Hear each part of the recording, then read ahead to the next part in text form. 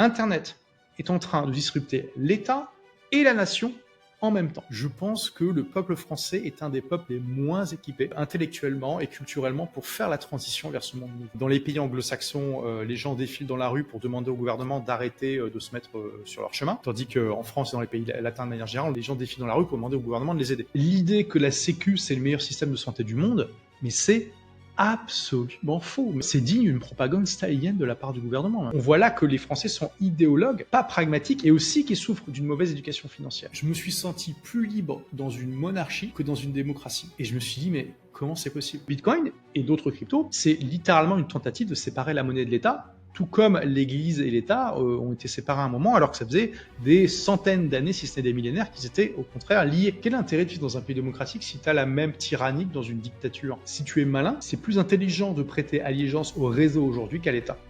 Bienvenue dans un nouvel épisode des Individus Souverains. Aujourd'hui, je reçois Olivier Roland, qui est entrepreneur, auteur et créateur notamment du mouvement des rebelles intelligents. Depuis plus de 15 ans, tu as aidé du coup des centaines de milliers de personnes à reprendre le contrôle de leur temps et de leur liberté à travers notamment l'entrepreneuriat. Et avec son nouveau livre, Tout le monde n'aura pas la chance de quitter son pays, il pousse la réflexion encore plus loin. C'est un livre qui est une sorte de manifeste pour comprendre, on pourrait dire, la fin d'un monde, ou du moins une transition, entre celui notamment des États-nations centralisés, la bureaucratie, du contrôle, et aussi une préparation du suivant, qui serait un monde plus décentralisé, plus libre, potentiellement plus souverain. Et dans cet épisode, on va parler de pas mal de sujets, mine de rien. Il va y avoir notamment la mort lente du modèle de l'État-nation ou État-providence français et de ce que celle-ci révèle de notre époque. Les technologies qui redistribuent le pouvoir, ça va de la poudre à canon, j'ai adoré cet exemple, on va en parler au 15e, 16e siècle, au Bitcoin par exemple au 21e siècle.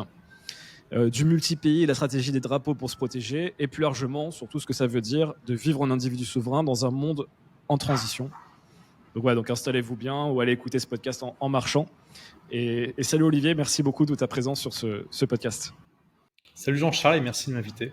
Et écoute, comme je te disais un petit peu en off, mais je me permets de le repréciser, donc j'ai découvert l'entrepreneuriat, qui se trouve, grâce à toi, tu as été ma porte d'entrée en 2013. Donc ça commence à faire un petit temps que je suis entrepreneur, mais oui, c'était il y a 12 ans.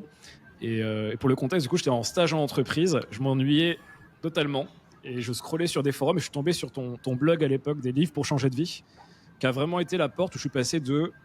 Le business, c'est un truc de mec de 50 ans, où il faut avoir fait 20, 30 ans d'expérience avant d'avoir le droit presque de faire une entreprise. Ah, mais non, en fait, un gars de 20 ans peut créer un business. Et dans mon paradigme, ça paraît fou par rapport maintenant avec Internet et la démocratisation des contenus. Mais ça m'a été complètement obscur, en fait, cette idée que c'était possible. Donc, tu as vraiment été la porte d'entrée. Donc, je te remercie déjà par rapport à cela et toutes les aventures que j'ai pu vivre grâce à cette porte d'entrée. Et de ne pas aller dans une carrière de comptable ou d'assistant comptable que j'avais à l'époque. Donc, merci Olivier. Écoute, ça m'a fait plaisir de t'avoir inspiré au beau moment. C'est toujours une question de rencontre et de timing. Et du coup, c'est marrant parce qu'au final, une deuxième fois, comme je te disais un petit peu en off aussi, j'ai lu ton livre cet été, donc on est en 2025, donc tu as publié un deuxième livre, Tout le monde n'aura pas la chance de quitter son pays, qui m'a mis une deuxième claque, on va dire, un deuxième moment, on va dire, on se rejoint indirectement, avec des questionnements que j'avais. Moi-même, je suis à l'étranger actuellement, donc c'est des sujets que j'ai depuis certaines années. Ma première question et premier sujet, c'est pourquoi avoir écrit ce livre et pourquoi maintenant, même si je sais que c'est un processus de plusieurs années, mais quand même, pourquoi maintenant, année 2020, 2025, tu t'es intéressé à ce sujet et tu as décidé d'écrire ce livre? Oui, alors déjà, peut-être juste pour résumer, ce livre, c'est pas juste à propos de l'expatriation. Comme tu en as parlé dans l'intro, c'est vraiment un livre dans lequel j'analyse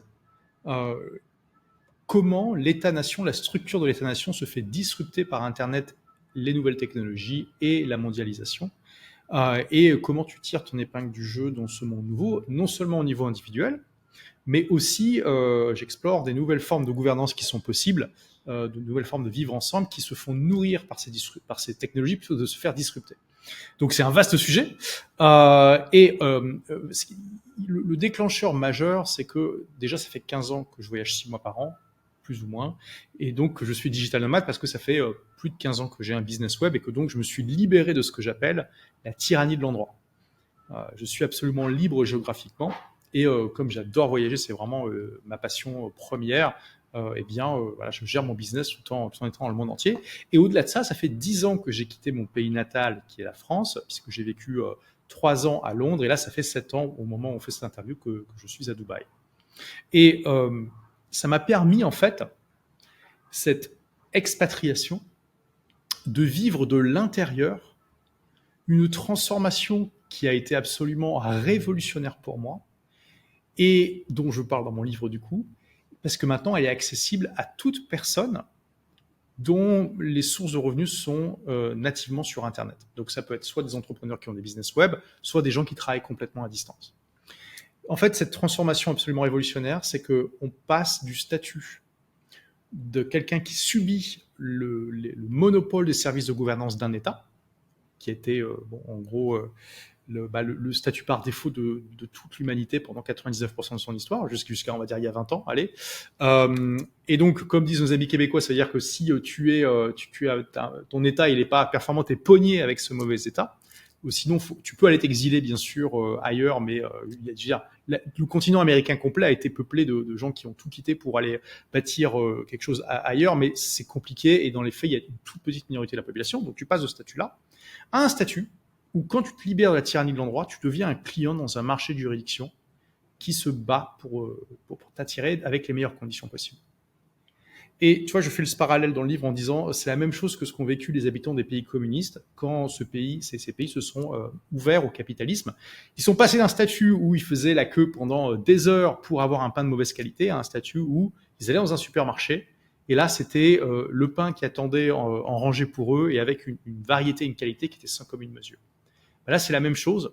Ça fait 10 ans que je suis client dans un marché de juridiction, et du coup, j'ai à présent un rapport qualité-prix entre ce que je paye et les services de gouvernance qu'on me propose qui est absolument démentiel par rapport à ce que la France propose, et quand on parle à ce que la plupart des pays occidentaux du monde proposent, en fait. Puisque là, à Dubaï, je suis extrêmement faiblement fiscalisé, et j'ai un service absolument démentiel. Ça, effectivement, tu fais bien préciser que c'est un sujet très, très pluriel au final, et pas qu'une dimension d'expatriation. Et on va en parler aussi des network states, des chartered cities, des choses-là, les pop-up cities aussi qui m'intéressent avec Zuzalu, ce genre de projet. Ce que je trouve intéressant aussi dans la continuité un petit peu, c'est moi je t'ai connu notamment sur cette dimension entrepreneuriale, nous aider à devenir entreprenant, de créer une activité en ligne. Et d'ailleurs, je te coupe, mais c'est vrai que j'ai même pas terminé de répondre à ta question. C'est que tu vois, j'ai vécu tout ça de l'intérieur, et que je me suis rendu compte en fait de plus en plus du décalage en fait entre l'analyse qu'on peut voir de manière classique dans les médias mainstream et dans les discours politiques, et ce qui sont pour moi les causes profondes de disruption des États. Par exemple, tout ce qui se passe en France en ce moment, et il faut le dire, c'est quand même plutôt la merde, pour parler franchement. La situation, le budget est dans un état catastrophique, les finances de la France sont dans un état catastrophique, même l'économie, c'est pas foufou, le développement économique est absolument anémique, et quand on voit aussi la polarisation politique qui vient en grande partie de ce problème, le problème c'est que beaucoup de médias et de politiciens aujourd'hui analysent la situation avec un logiciel qui est dépassé, qui était pertinent dans les années 70 et au XXe siècle de manière générale, mais qui ne l'est plus aujourd'hui. Donc tu vois, cette perspective différente que m'a permis ce business web qui m'a libéré de la tyrannie de l'endroit, et le fait d'avoir vécu à l'étranger, je me suis dit il faut que je l'amène, parce que je vois pas assez cet éclairage que j'essaie d'apporter dans le livre dans les débats en fait. Ouais, complètement. Et ça corrobore ce que j'avais amorcé. C'était ce que je trouve intéressant au final, c'est à quel point ton parcours et du coup ton évolution aussi intellectuelle, ta compréhension du monde, mais ça vaut pour toute personne qui se pose des questions, je pense, part de tu te construis, tu nous as aidé à nous construire aussi, ceux qui t'ont suivi, à travers l'entrepreneuriat, le côté en tant qu'individu, comment je construis des bases dans le monde réel. Et après, on attaque tous à un moment un palier, on se dit il y a quand même des structures quand même qui nous chapotent. Essayer peut-être de les comprendre plus en profondeur. Et c'est ça que je trouve intéressant en fait, c'est à mon échelle, j'ai aussi eu des raisonnements et des révélations des niveaux de compréhension assez similaires, en tout cas c'est pas forcément sur les mêmes points d'entrée et les mêmes points de sortie, mais en tout cas ça me parle beaucoup. Et je vois, hier j'ai fait un épisode avec Elio Avila Munoz par exemple, je sais pas si tu connais, c'est un créateur suisse qui vient plutôt du sport à la base et qui parle notamment de Bitcoin maintenant. Et toi, c'est la même chose. Non, Il y a ce côté développement vraiment physique notamment, développement en termes de mentalité. Et maintenant, il éduque aussi son audience à une forme de libération d'un point de vue financier, mais même énergétique avec Bitcoin. Et je trouve ça hyper intéressant de voir en fait ces progressions qu'on a. Je suis assez familier avec. Je sais que tu connais Benoît, donc je pense que Benoît, je sais pas si c'est familier avec Ken Wilber par exemple. Donc, Benoît Wojtenka, c'est pour les gens qui voilà, de bonne gueule, puisque c'est lui qui nous a mis en relation. Complètement. D'ailleurs, quand j'ai découvert grâce à toi, il y a très longtemps, grâce à des premiers podcasts, je ne sais pas si on appelait ça des podcasts à l'époque, que tu faisais avec lui sur ton blog à l'époque, déjà au début des années 2010. Donc ça me revient, là, que c'est même comme ça que j'avais découvert Bonne Gueule il y a très longtemps.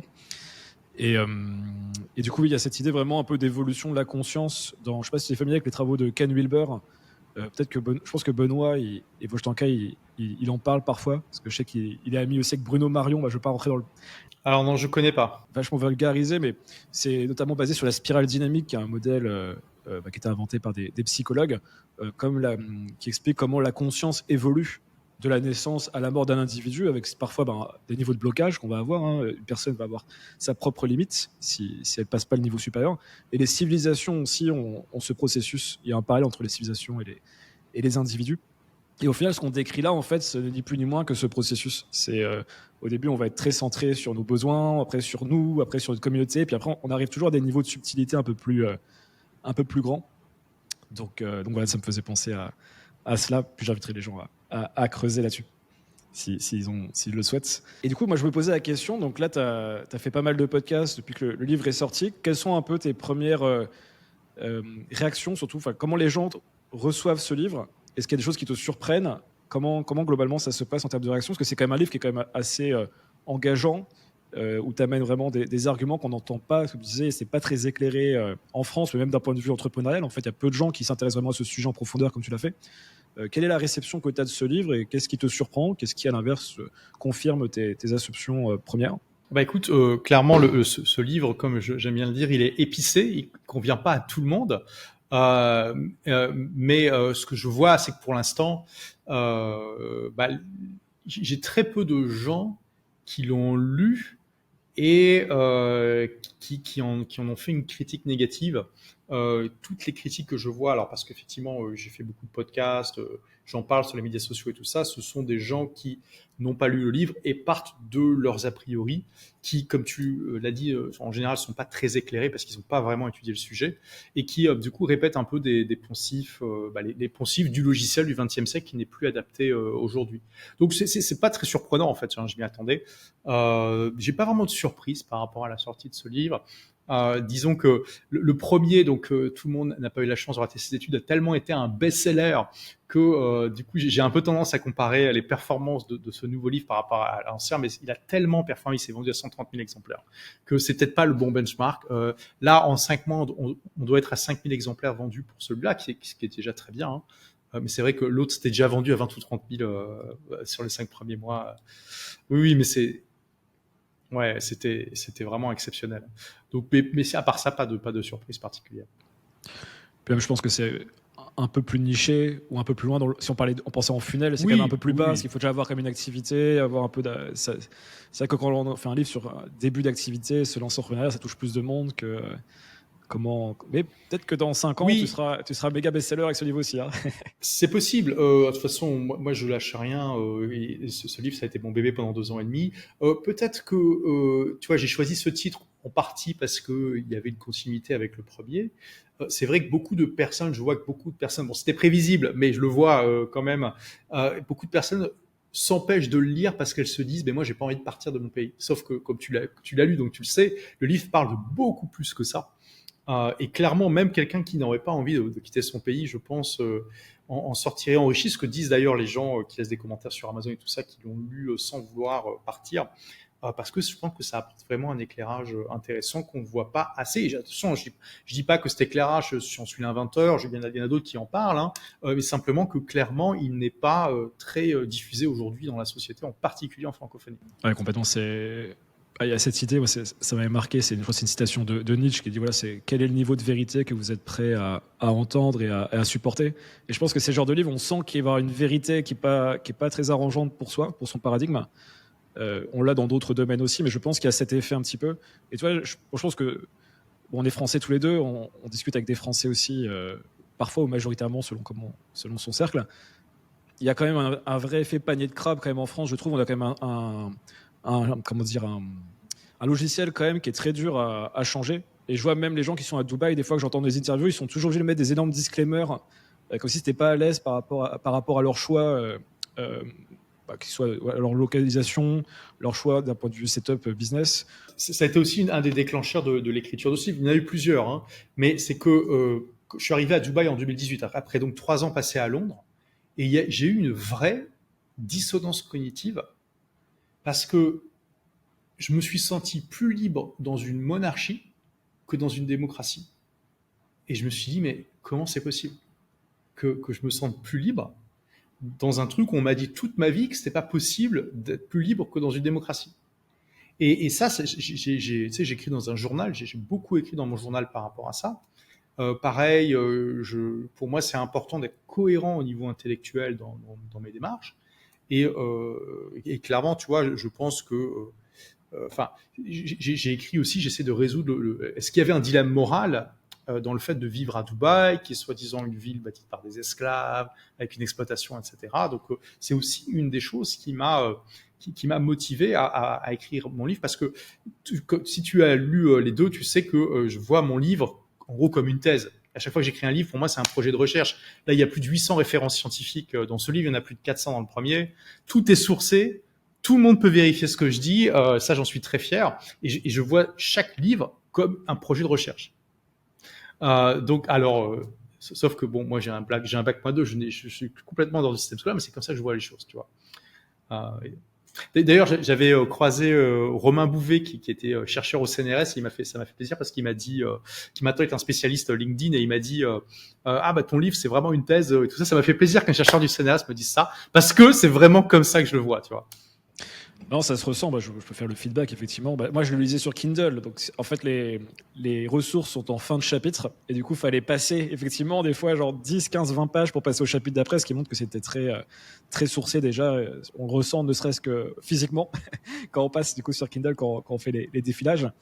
Mais non, c'est rare, du coup, dans l'entrepreneuriat, parce que souvent, il y a 3 notes de bas de page, 2 pages d'index à la fin et terminé, quoi. Absolument.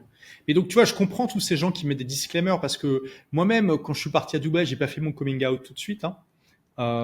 J'avais peut-être pas peur, mais j'étais prudent sur le risque réputationnel. Puis après, au bout d'un moment, je me suis dit, mais non, j'ai vraiment mis tout à plat, tu vois, et je me suis dit, mais en fait, tout est cohérent, il n'y a pas de problème. Et puis j'y suis allé à fond, quoi. J'ai même fait en 2020 2 vidéos, une qui dénonce les clichés les plus classiques sur Dubaï, et puis voilà, et puis une autre qui avec je crois que c'était 27 avantages et 7 inconvénients, je crois, sur Dubaï. Donc voilà. Mais comme je disais, je ressentais même dans des dîners, parfois même des gens qui sont tous à l'étranger, je sens que c'est un sujet qui est moins fluide que d'autres, où on sent qu'il y a un peu de réserve. Et du coup, c'est dommage parce que le manque de fluidité de la connaissance, du coup, l'information va faire que les gens, en fait, apprennent moins, progressent moins vite, prennent des décisions moins éclairées aussi. Et dans le privé, je trouve ça toujours dommage. Autant en public, je veux bien qu'on fasse attention à son image, à la réputation, etc. Mais même en privé, je sentais qu'il y avait un peu ce côté un peu panier de crabe, un peu genre attention, n'allons pas trop loin. C'est un sujet quand même assez tabou, hein, il faut le dire, parce que ça vient en partie de l'obsolescence de ce logiciel, qui touche aujourd'hui non seulement les politiciens, les médias et tout ça, mais aussi la population, hein, et en premier lieu, j'ai envie de dire même la population. Je suis désolé, et ça va faire peut-être mal à certaines personnes que je dise ça, mais on a les politiciens qu'on mérite. Donc au bout d'un moment, tous ces gens-là qui sont en train de s'étriper en ce moment même, qui sont incapables de se mettre d'accord sur un budget, c'est le peuple qui les a mis au pouvoir, hein. Donc on a le peuple a les leaders qu'il mérite, hein. Et un des problèmes, et moi j'ai voulu changer ça à ma modeste échelle, tu vois, c'est que la population aujourd'hui en France et dans plein de pays, hein, je veux dire, c'est vraiment assez universel, a un logiciel obsolète, mais que particulièrement, je pense que le peuple français est un des peuples les moins équipés intellectuellement et culturellement pour faire la transition vers ce monde nouveau. Qu'est-ce qui te fait dire ça, du coup? Et c'est alors en hongrois par exemple, ou moi je suis en Hongrie. Oui, alors complètement. Alors c'est un très bon exemple, par exemple, moins équipé qu'un Hongrois, absolument, moins équipé que les gens de l'Europe de l'Est de manière générale. Et là, c'est pour une raison très simple, hein, c'est que en fait, dès que tu te mets à voyager, tu te rends compte que la France est culturellement un des pays les plus à gauche du monde. C'est comme ça, il y a un surmoi marxiste en France qui est clair, et ça a ses avantages, hein, mais ça a aussi ses inconvénients. Et en Hongrie et dans les pays d'Europe de l'Est en général, ce n'est absolument pas le cas, parce qu'ils ont vu de l'intérieur ce que ça donne quand tu pars trop d'un côté, et ils ont vu la misère économique, intellectuelle et culturelle que ça a créé chez eux, et aussi esthétique. Hein. D'ailleurs, très intéressant de la Hongrie, parce que Budapest, aujourd'hui, c'est une ville absolument magnifique. C'est en grande partie magnifique, parce qu'ils ont décidé de démolir quasiment tous les buildings qui dataient de l'époque soviétique et de les remplacer par les buildings qu'il y avait avant, du 19e siècle et tout ça. Ils ont reconstruit à l'identique leur ville d'avant le soviétisme. Si tu vas dans une autre ville qui a au nom quasiment identique, qui est Bucarest en Roumanie, eux, ils n'ont pas fait ça. C'est une des villes les plus moches que j'ai jamais vues. Enfin, une des capitales les plus moches que j'ai jamais vues. C'est vraiment moche. Parce qu'il reste encore tout cet héritage soviétique absolument horrible. Donc, très très bon exemple, la Hongrie, que tu as pris, je pense, par hasard. Mais tu vois, c'est ça. Donc, il y a déjà ça. Tu vois, on n'a pas été au bout de la démarche de ce surmoi marxiste. Ça restait un surmoi, alors que dans les pays où ça l'était, ils ont vu où ça mène. Mais je pense que ce qu'on est en train de voir, c'est en partie le résultat de ça. D'accord ? Donc, on va quand même aller au bout de ce surmoi marxiste à un moment, et ce surmoi marxiste est de plus en plus obsolète. Déjà, il n'a jamais été pertinent pour le développement économique sur le long terme, on le sait, mais il se double en France d'un autre problème, qui est que la France a vraiment une tradition d'État centralisé fort. Et ça ne date pas d'hier. Déjà, Louis XIV, c'est lui qui incarnait l'absolutisme. Hein. Il disait l'État c'est moi, et c'est pas pour rien qu'on l'a appelé le roi soleil, parce que tout tournait autour de lui. Et donc ça fait très longtemps que tout est centralisé. Je veux dire, regardez une carte du réseau de chemin de fer, enfin de TGV français, tu peux pas faire Bordeaux-Marseille, hein. Faut que tu passes par Paris, c'est obligatoire. Ça montre bien la centralisation du pays. Et le problème, quel problème aujourd'hui, c'est que au XXIe siècle, l'État est de plus en plus impuissant dans un contexte mondialisé. Et que donc, dans une nation, un État-nation, qui a une tradition d'État centralisé fort, mais qui veut dire aussi d'État nounou, c'est-à-dire que c'est aussi vraiment une caractéristique, pas forcément française, mais en tout cas latine, on va dire, mais en tout cas en France, c'est clair, où l'État, c'est ta maman qui va te protéger, et tu comptes sur ta maman pour assurer, faire en sorte que t'es chaud l'hiver, que si jamais tu as un problème dans ta vie, on puisse avoir un coussin de sécurité, ce genre de choses.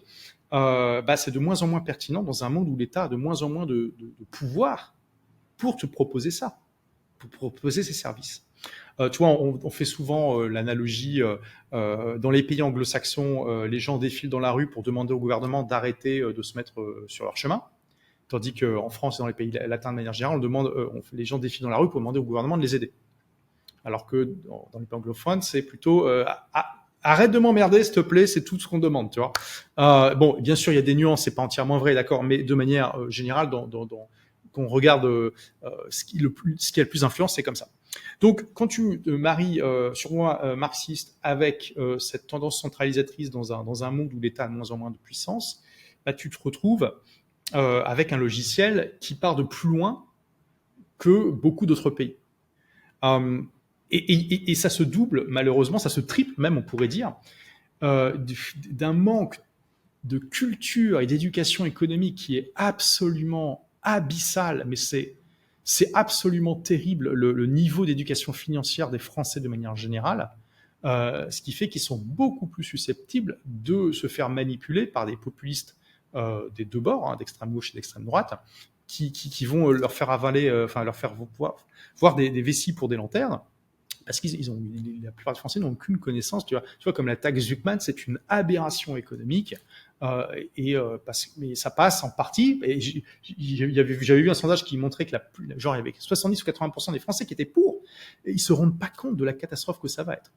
Donc c'est aussi un peuple malheureusement plus idéologique que pragmatique. Tu vois, par exemple, j'étudiais en détail les 4 pays occidentaux francophones majeurs, comme tu l'as vu, France, Belgique, Suisse, Canada, La Suisse tire vraiment son épingle du jeu. Là, c'est un contre-exemple à cette tendance. Quand tu regardes la Suisse, quasiment tous les indicateurs de la Suisse sont parfaits. Enfin, faut dire, tu te dis, mais comment c'est possible qu'un pays comme ça existe? Enfin, je veux dire, les impôts en Suisse, c'est 2 fois inférieur à ceux de la France. Les Suisses sont 40% plus riches en moyenne. Le pays est pas surendetté. Et puis, de manière générale, la Suisse, ça fonctionne bien. C'est un pays où il y a de la sécurité, où il y a des bons services, etc., etc. Mais ça vient. Alors, il y a plusieurs causes à ça. On pourrait en parler si tu veux. C'est une conversation facilement de 20 minutes. Mais une des causes fondamentales de ça, c'est que les Suisses, c'est un peuple pragmatique. Tu remplaces les Suisses par des Français avec les mêmes institutions. Je pense que en 20 ou 30 ans, on arrive à la situation de la France. Tu vois ce que je veux dire? Par exemple, clairement, si on fait un référendum en Suisse pour dire est-ce qu'il faut taxer plus les riches, tiens, un très bon exemple, est-ce qu'on met en place la taxe Zuckman? Ils vont être une majorité à dire non. Parce que même si la plupart sont pas riches, ils comprennent que ça va pas faire grand-chose de différent à part faire fuir les riches et que eux ils vont se retrouver plus pauvres. Mais comme on l'a vu très récemment, c'est pas juste une figure de style, les Français pensent en grande majorité qu'il faut mettre en place cette taxe Zuckman. On voit là que les Français sont idéologues, pas pragmatiques et aussi qui souffrent d'une mauvaise éducation financière. Donc tous ces facteurs me font dire que malheureusement les Français sont parmi les peuples les moins bien placés pour comprendre ce nouveau monde qui est en train de se créer, parce que voilà, c'est un peuple plus idéologue. Je pense que les Français ont plus été victimes de propagande politique et économique depuis des décennies. Et par exemple, tu vois, moi, quelque chose qui m'a fait un choc, c'est quand j'ai commencé à vivre à l'étranger, de me rendre compte que, mais vraiment, l'idée que la Sécu, c'est le meilleur système de santé du monde, mais c'est absolument faux. Mais c'est incroyable à quel point c'est faux. C'est digne d'une propagande stalinienne de la part du gouvernement. Vraiment, il faut s'en rendre compte. Surtout que tout est conçu pour pas que tu te rendes compte de combien ça te coûte. Vraiment, la plupart des gens ont l'impression que c'est gratuit ou qu'ils payent juste les cotisations salariales. Chers amis, ça vous coûte beaucoup plus que ça. Et quand on compare à ce que coûte une assurance de santé privée, ça n'a rien à voir. Tu vois, je donne l'exemple dans mon livre. Sur un salaire médian en France, ça doit être 2150 € net à peu près aujourd'hui. Tu vas payer en gros en cotisation salariale patronale plus CSG, CRDS, parce que tout ça c'est la Sécu, mais uniquement sur la part de santé, pas la part de retraite et tout ça. Tu vas payer grosso modo 600 € en incluant la mutuelle, parce qu'il faut aussi la mutuelle maintenant. 650 € par mois quand tu es au salaire médian. J'ai une assurance santé privée qui me coûte 154 € par mois et qui me couvre à hauteur de 1 million d'euros par an dans le monde entier sauf États-Unis. Je veux dire, c'est le jour et la nuit, ça n'a rien à voir. Donc, et bien sûr, je suis largement au-dessus du salaire médian, donc j'économise littéralement des milliers d'euros chaque mois. C'est absolument c'est du délire. Donc voilà, le peuple français est victime en grande partie de propagande et il s'en rend pas compte. Il utilise un logiciel dépassé plus que dans d'autres pays. Et je suis pas très optimiste malheureusement sur l'avenir de la France dans les 20 prochaines années. On reviendra peut-être sur la France, mais même si on va plus largement, tu vois, au niveau mondial. Moi, un de mes constats que j'ai, mais même en lisant des livres qui n'ont rien à voir, tu vois, par exemple de lire Le Monde d'hier de Stefan Zweig, par exemple, qui va parler de l'histoire de cet auteur du coup qui est autrichien et qui est au final un panorama de toute la fin du 19e et du 20e. Moi, ce qui m'a marqué quand j'ai lu ce genre de livre, tu vois, c'est à quel point, alors je vais revenir après, l'histoire se répète d'une certaine manière. Les gens ont une mémoire qui est très courte. En fait, c'est très dur. On l'a vu avec la pandémie, à différents moments de l'histoire, même sur quelques années ou quelques mois, des fois les gens oublient beaucoup de choses, mais encore plus à l'échelle d'une demi-vie ou d'une vie humaine. Et j'ai l'impression, tu vois, alors je vais faire un parallèle. Tu peux dire je dis n'importe quoi ou on peut creuser à partir de ça. Si je prends l'exemple, tu vois, je vais faire une métaphore avec le business et avec le SaaS. Tu vois, en SaaS, on dit souvent, il y a le phénomène de bundle unbundling. C'est on va faire des outils qui font tout en un. Puis après, on en a marre, on va refaire des outils qui ont des fonctionnalités uniques. Puis après, on en a marre, on va refaire un outil tout en un. Et en fait, toute l'histoire de la tech en SaaS est basée sur ça. Et ce que j'ai cru comprendre aussi, avec notamment ton premier chapitre de la compréhension à travers l'histoire, à travers les civilisations, de ces phénomènes, notamment drivés par la technologie, parce que j'entends pas, mais la tech, ça drive quand même beaucoup de choses dans la société. Et on n'a pas attendu l'IA pour ça. Qu'au final, il y a un peu ce phénomène du coup de centralisation, décentralisation qui se répète plus largement que la France, j'ai l'impression, juste parce que la technologie fonctionne comme ça. Et toi, tu parles notamment, et c'est pour voir si je vais dans le juste, tu vois, des technologies d'attaque et de défense aussi qui se répondent, et du coup, qui a aussi une grosse influence du coup sur comment dire, sur la vie des gens de cette manière, on peut dire. Et tu vois, si je vais jusqu'au bout de mon raisonnement, tu vois, j'ai l'impression qu'on a un peu en ce moment, monde centralisé, monde décentralisé. Et tu vois, par exemple, j'ai des réflexions comme l'IA, par exemple, qui est une force libératrice, mais aussi une énorme force centralisatrice aujourd'hui, avec des dangers espèce de communisme un peu survitaminé à l'IA qui pourrait arriver. À l'inverse, la blockchain est beaucoup plus dans une logique pure décentralisatrice, quand on la corrompt pas en tout cas. Donc, toi, j'ai un peu l'impression, là je parle du présent, mais déjà, ce que j'ai bien dans ton livre, c'est à travers l'histoire de comprendre un peu ces alternances, je dirais, tu vois, alternances entre les mouvements. Est-ce que j'ai bien compris? Est-ce que ça te parle, ou je dis n'importe quoi, je me trompe? Oui, non, tout à fait. C'est une tension qui est clairement présente aujourd'hui, dont je parle dans le livre. En fait, dans l'histoire, tu as des moments où les technologies favorisent la décentralisation et d'autres moments où les technologies favorisent la centralisation. D'ailleurs, donc le passage du féodalisme à l'absolutisme, qui donc on est passé d'un pouvoir qui était justement décentralisé et morcelé à un pouvoir centralisé, notamment en France autour de Louis XIV, ça vient essentiellement d'une rupture technologique qui était la poudre à canon. Parce que, en gros, pourquoi au Moyen Âge le pouvoir politique était aussi fragmenté? Tu vois, on se rappelle de nos cours à l'école. On avait le roi, puis les ducs, puis les barons, puis les comtes, et donc tout le système féodal était comme ça, composé de. Il y avait des seigneurs qui avaient des petits lopins de terre, quoi, jusqu'au roi qui était censé être le plus puissant des seigneurs et tout ça. Donc extrêmement fragmenté. Et alors déjà, ça s'est organisé comme ça parce que au niveau de l'agriculture, c'était pour pouvoir lever l'impôt. On ne levait pas l'impôt de manière numéraire, on prélevait une partie de la richesse agricole qui était créée, puis des animaux et tout ça. Il fallait être proche du terrain. Donc il fallait avoir le territoire qui était morcelé comme ça parce que c'était trop facile. En fait, les gens savaient pas lire écrit, il n'y avait pas de comptabilité, il n'y avait rien. C'est trop facile de dissimuler une partie de ce que tu faisais pousser, tu vois. Mais au-delà de ça, ce qui a permis à tout ce pouvoir politique à tous ces seigneurs d'avoir une vraie autonomie sur leur territoire, c'était que au Moyen Âge, les technologies de défense étaient supérieures à l'attaque. C'est-à-dire que ça te coûtait moins cher de bâtir un château que de le prendre. Donc, ça limitait fortement le pouvoir de l'attaquant. Alors, le roi était le plus puissant des seigneurs et il pouvait prendre n'importe quel château, grosso modo, mais il était limité dans sa quantité, dans la quantité de châteaux qu'il pouvait prendre. Il pouvait en prendre 1, 2 ou 3, mais pas 10, 20 ou 30. Donc, quand tu avais des seigneurs qui se liguaient entre eux pour se révolter contre le roi était obligé de négocier.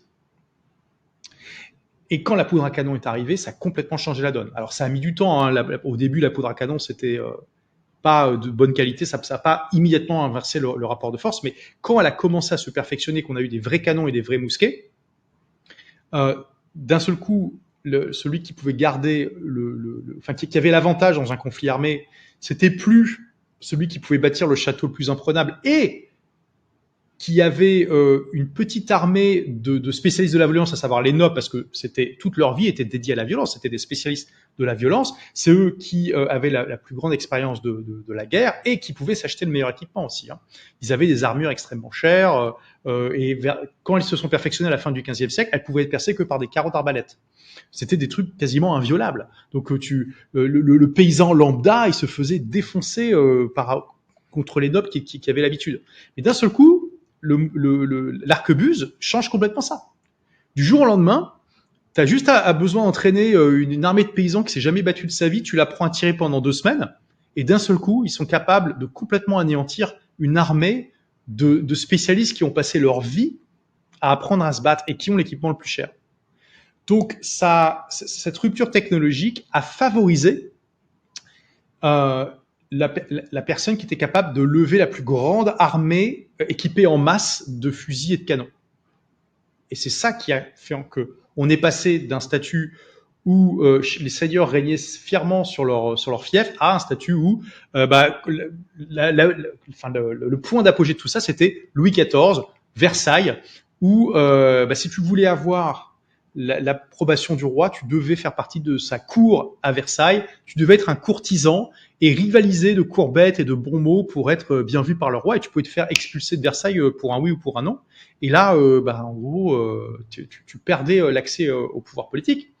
Et c'est fondamentalement la poudre à canon qui a permis à Louis XIV de centraliser son pouvoir. Et ça, du coup, donc, ça m'avait marqué effectivement cet exemple de la poudre à canon qui est très éclairant là-dessus. Et si on revient justement à notre monde actuel, tu as évoqué évidemment Internet. Et là, on a la même chose qui se produit, mais différemment. C'est-à-dire qu'en gros, tu vois, je donne plusieurs principes historiques au début du livre sur lesquels on s'appuie pour faire des prédictions. Et le principe là, sous-jacent à ce que je viens de te décrire, c'est qu'il y a un inversement du rapport entre l'attaque et la défense, du rapport de force entre l'attaque et la défense. C'est extrêmement disrupteur pour les pouvoirs en place. Là, donc, on est passé au Moyen-Âge, la défense était supérieure à l'attaque. Avec la poudre à canon, l'attaque était supérieure à la défense. Au début de la Première Guerre mondiale, une des choses qui a expliqué qu'il y a eu tant de morts, c'est que temporairement, pendant à peu près 2 ans, la défense était supérieure à l'attaque avec l'invention de la mitrailleuse. Et ce qui fait, et comme là, on a aussi un excellent exemple d'une élite qui a un logiciel complètement obsolète et qui du coup ne comprend pas la réalité, c'est que les commandants au début de la Première Guerre mondiale, ils avaient été formés à une époque où les charges de cavalerie pouvaient encore faire une différence, et ils envoyaient les hommes se faire tuer en masse dans ce qu'on appelait le no man's land entre les tranchées, parce qu'ils comprenaient pas que la disruption technologique qui était la mitrailleuse, qui était très récente, elle avait peut-être 5 ans d'existence au moment où la guerre a commencé, eh bien avait complètement changé le rapport de force. Et qu'est-ce qui a redonné l'avantage de l'attaque? C'est quand le tank a été inventé. Tu vois, et donc, alors là, je parle au niveau militaire, mais c'est pas seulement au niveau militaire que cette importance de est-ce que la défense est supérieure à l'attaque ou pas, eh bien, joue. Donc aujourd'hui, on a 2 grandes tendances. En gros, les nouvelles technologies numériques, d'un côté, renforcent le pouvoir centralisateur de l'État, et de l'autre côté, au contraire, le disruptent fortement. Déjà, on peut parler de toutes les disruptions, pas de toutes, mais des disruptions majeures que Internet crée pour l'État-nation. Donc, l'État-nation, déjà, il faut comprendre ce que c'est. Alors, on a l'impression que, par exemple, l'État-nation, ça a toujours existé. Alors, pas du tout. C'est une structure très récente dans l'histoire. Elle a 2 siècles, grand maximum. Faut comprendre que le Royaume de France, en 1700, par exemple, n'était pas un État-nation. D'accord? Et je vais expliquer pourquoi juste après. Et du coup, qu'est-ce que c'est qu'un État-nation? C'est une nation. Donc, une nation, c'est un peuple qui estime faire partie d'un groupe commun. En général, c'est lié à une histoire partagée, une langue partagée, une culture partagée, souvent, mais pas toujours, une religion partagée aussi. Et ce peuple se dote d'un État pour le représenter, le défendre, etc. Ça, c'est la théorie. Dans les faits, pas mal de fois dans l'histoire, c'est l'inverse qui s'est produit. C'est exactement ce qui s'est passé en France. En France, c'est l'État qui s'est doté d'une nation. Parce que donc, si on revient au Royaume de France en 1700, c'est une collection, en fait, de régions qui ont chacun leur culture propre et très différente. Et les langues régionales sont beaucoup plus répandues que le français. Donc, typiquement, un Breton qui va à Marseille, ils vont pas se comprendre le Marseillais et le Breton, parce que le Breton il parle breton et le Marseillais il va parler provençal. Ok. Et il n'y a pas tant de gens que ça qui parlent le français, c'est l'élite qui parle le français. Et donc en fait, faut bien se rendre compte que du coup, par exemple, il n'y avait pas de notion de patriotisme à l'époque, pas de patriotisme national. Ça a toujours existé la tendance humaine à vouloir défendre sa communauté, ça oui, et y compris pour sacrifier sa vie pour défendre sa communauté. Ok, ça a toujours existé. Mais jusqu'à l'invention de l'État-nation, la communauté, c'était la communauté directe, c'est-à-dire les gens que tu connaissais. C'était ton village, c'était ton quartier, tu vois, éventuellement ta ville. Et donc le François de Breton de 1700. Alors je donne l'exemple de 1400 dans mon livre, mais on peut prendre celui de 1700, c'est la même chose. Si Carcassonne se fait envahir, il va pas se sentir d'un devoir sacré d'aller défendre Carcassonne, risquer sa vie pour défendre Carcassonne, parce que pour lui déjà, il a jamais mis les pieds, il a jamais rencontré personne de là. Alors 1700 c'est pas le cas, mais en 1400, il a jamais vu de carte du Royaume de France, parce que l'imprimerie a permis l'apparition des cartes. Avant, il n'y avait pas de carte. Quel est ton rapport à un pays dont tu n'as jamais vu de carte de ta vie? Tu vois, c'est un truc extrêmement flou et nébuleux. Tu as pour toi, t'as pas de pays, tu as une communauté autour de toi. Et donc, demander aux François de 1400 d'aller défendre Carcassonne, c'est comme si aujourd'hui, parce que c'est dans le Royaume de France, c'est comme si aujourd'hui on te disait Jean-Charles, il faut que tu ailles défendre la Moldavie parce que c'est en Europe. Tu dirais, mais j'en ai rien à carrer. Tu vois, tu ressens rien de particulier avec la Moldavie, même si c'est en Europe, tu t'en fous. Tu vois, c'était la même chose à l'époque. Le gars, il disait, oui, c'est dans le Royaume de France. Et alors, tu sais, c'est quoi le Royaume de France? Je m'en fous. De toute façon, c'est une langue différente, une culture différente. Les mecs, ils sont à perpète. Enfin, voilà. Donc, faut bien comprendre ça. Et en France, donc, c'est l'État qui s'est doté d'une nation, parce que donc, c'est notamment Louis XIV a commencé à centraliser son pouvoir, ça a continué sous Louis XV, sous Louis XVI, et quand il y a eu la Révolution française, les républicains ont hérité de cet État centralisé. Ils ont continué dans cette tradition très centralisée, qui n'a pas forcément ailleurs dans tous les pays européens. D'ailleurs, l'Allemagne, c'est un exemple inverse. C'est une nation qui s'est dotée d'un État, parce que l'Allemagne, c'était le Saint-Empire romain germanique, qui était une collection de royaumes féodaux avec très morcelés, et qui a décidé de s'unir parce que notamment Napoléon est rentré dans le Saint-Empire romain germanique comme dans du beurre. Et ils ont vu, alors que la France avait déjà entamé son processus de nation building, ils ont vu l'avantage que ça donnait au niveau militaire. Et après, d'ailleurs, du coup, quand ça a donné la Prusse qui s'est unie, après, elle a envahi la France, la guerre de 1870, tout ça qui était une sorte de revanche. Bon, bref, on va pas trop rentrer dans les détails, mais du coup, là, en France, c'est l'État qui s'est doté d'une nation, et ça veut dire quoi? En gros, l'État a imposé une uniformité culturelle en France. On peut, je veux dire, par exemple, le système éducatif a été conçu pour imposer le français. Il était interdit par les langues régionales. Et on voit bien aujourd'hui que les langues régionales en France sont soit mortes, soit moribondes. On peut véritablement parler, dans le cas de la France, de génocide culturel. L'État français a génocidé les différences culturelles à l'intérieur de son territoire pour l'uniformiser. Et dans certains cas, comme les Vendéens, il y a eu un vrai génocide. Après, je dis pas que c'est forcément négatif, tu vois. Ça fait sens, c'est quand même pratique sur un territoire de pouvoir parler la même langue, tu vois. Que moi qui suis lillois, je peux aller à Marseille, je peux aller à Toulouse et à Brest et on va parler la même langue. C'est vrai que c'est pratique. On peut pas le nier. Mais on peut pas non plus nier qu'il y a eu un génocide culturel, tu vois. Donc pourquoi je parle de tout ça? Donc l'État-nation, ça a été c'est récent dans l'histoire. Et ce processus, en gros, ça a été fait en Europe au 18e, 19e siècle. Surtout au 19e, la France a été vraiment un des premiers pays à entamer ce processus de nation building. Et c'est ce qui explique d'ailleurs en grande partie, c'était pas le génie militaire de Napoléon en tant que tel, même si c'était un génie militaire, mais ce qui explique en grande partie que Napoléon a pu conquérir comme ça une grosse partie de l'Europe, c'est parce que ce processus de nation building avait un avantage militaire énorme. C'est que tu pouvais lever en masse une armée de conscrits qui étaient prêts à défendre sa vie justement pour cette idée de patrie qui commençait à naître. Et ça battait les armées de professionnels du Moyen-Âge qui étaient des mercenaires et qui n'avaient en gros rien à carrer de l'idéologie derrière, tu vois. Et c'est pour ça qu'aussi les autres pays d'Europe, quand ils ont vu à quel point Napoléon les avait conquis facilement, ils ont commencé à mettre ça en place. 19e siècle. Donc il y a une grande révolution majeure et technologique qui a permis la création de l'État-nation. Donc au-delà de la poudre dont on a parlé, qui a permis de consolider le pouvoir politique, il y a eu l'imprimerie, qui a permis beaucoup plus facilement de diffuser une langue en particulier sur un territoire. Et en général, en fait, parce que les imprimeurs, au début, les imprimeurs imprimaient en latin, parce que c'était la lingua franca de l'époque. Mais le problème, c'est que déjà, il n'y avait pas beaucoup de lecteurs à l'époque, et il y a beaucoup de gens qui n'avaient pas appris le latin.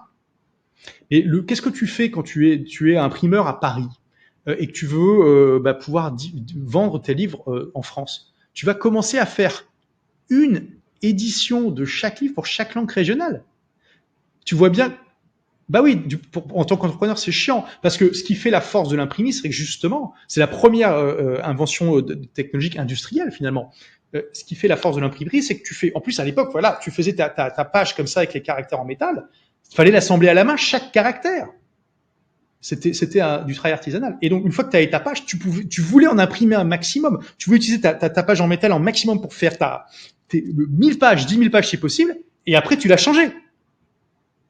Donc, tu voulais pas faire le travail 5 ou 10 fois pour chaque langue régionale. Donc, ce qui s'est passé, c'est que quand les imprimeurs ont commencé à vouloir imprimer dans les langues vernaculaires pour toucher les gens qui savaient lire et écrire, mais qui ne connaissaient pas le latin, ils ont choisi les langues les plus prestigieuses, avec le plus de répartition culturelle et économique, qui est en général la langue de la capitale, pas toujours. En Italie, c'était pas le cas, par exemple, mais et ça a aidé à imposer déjà une langue de prestige et à consolider l'apparition de la langue. Ensuite, au 19e siècle, c'est là où le processus de nation building s'est vraiment créé. Il y a eu le chemin de fer qui a permis de rétrécir la distance et à tout le monde. Là, c'est à partir du chemin de fer que le Breton a pu de manière réaliste aller à Marseille visiter un peu.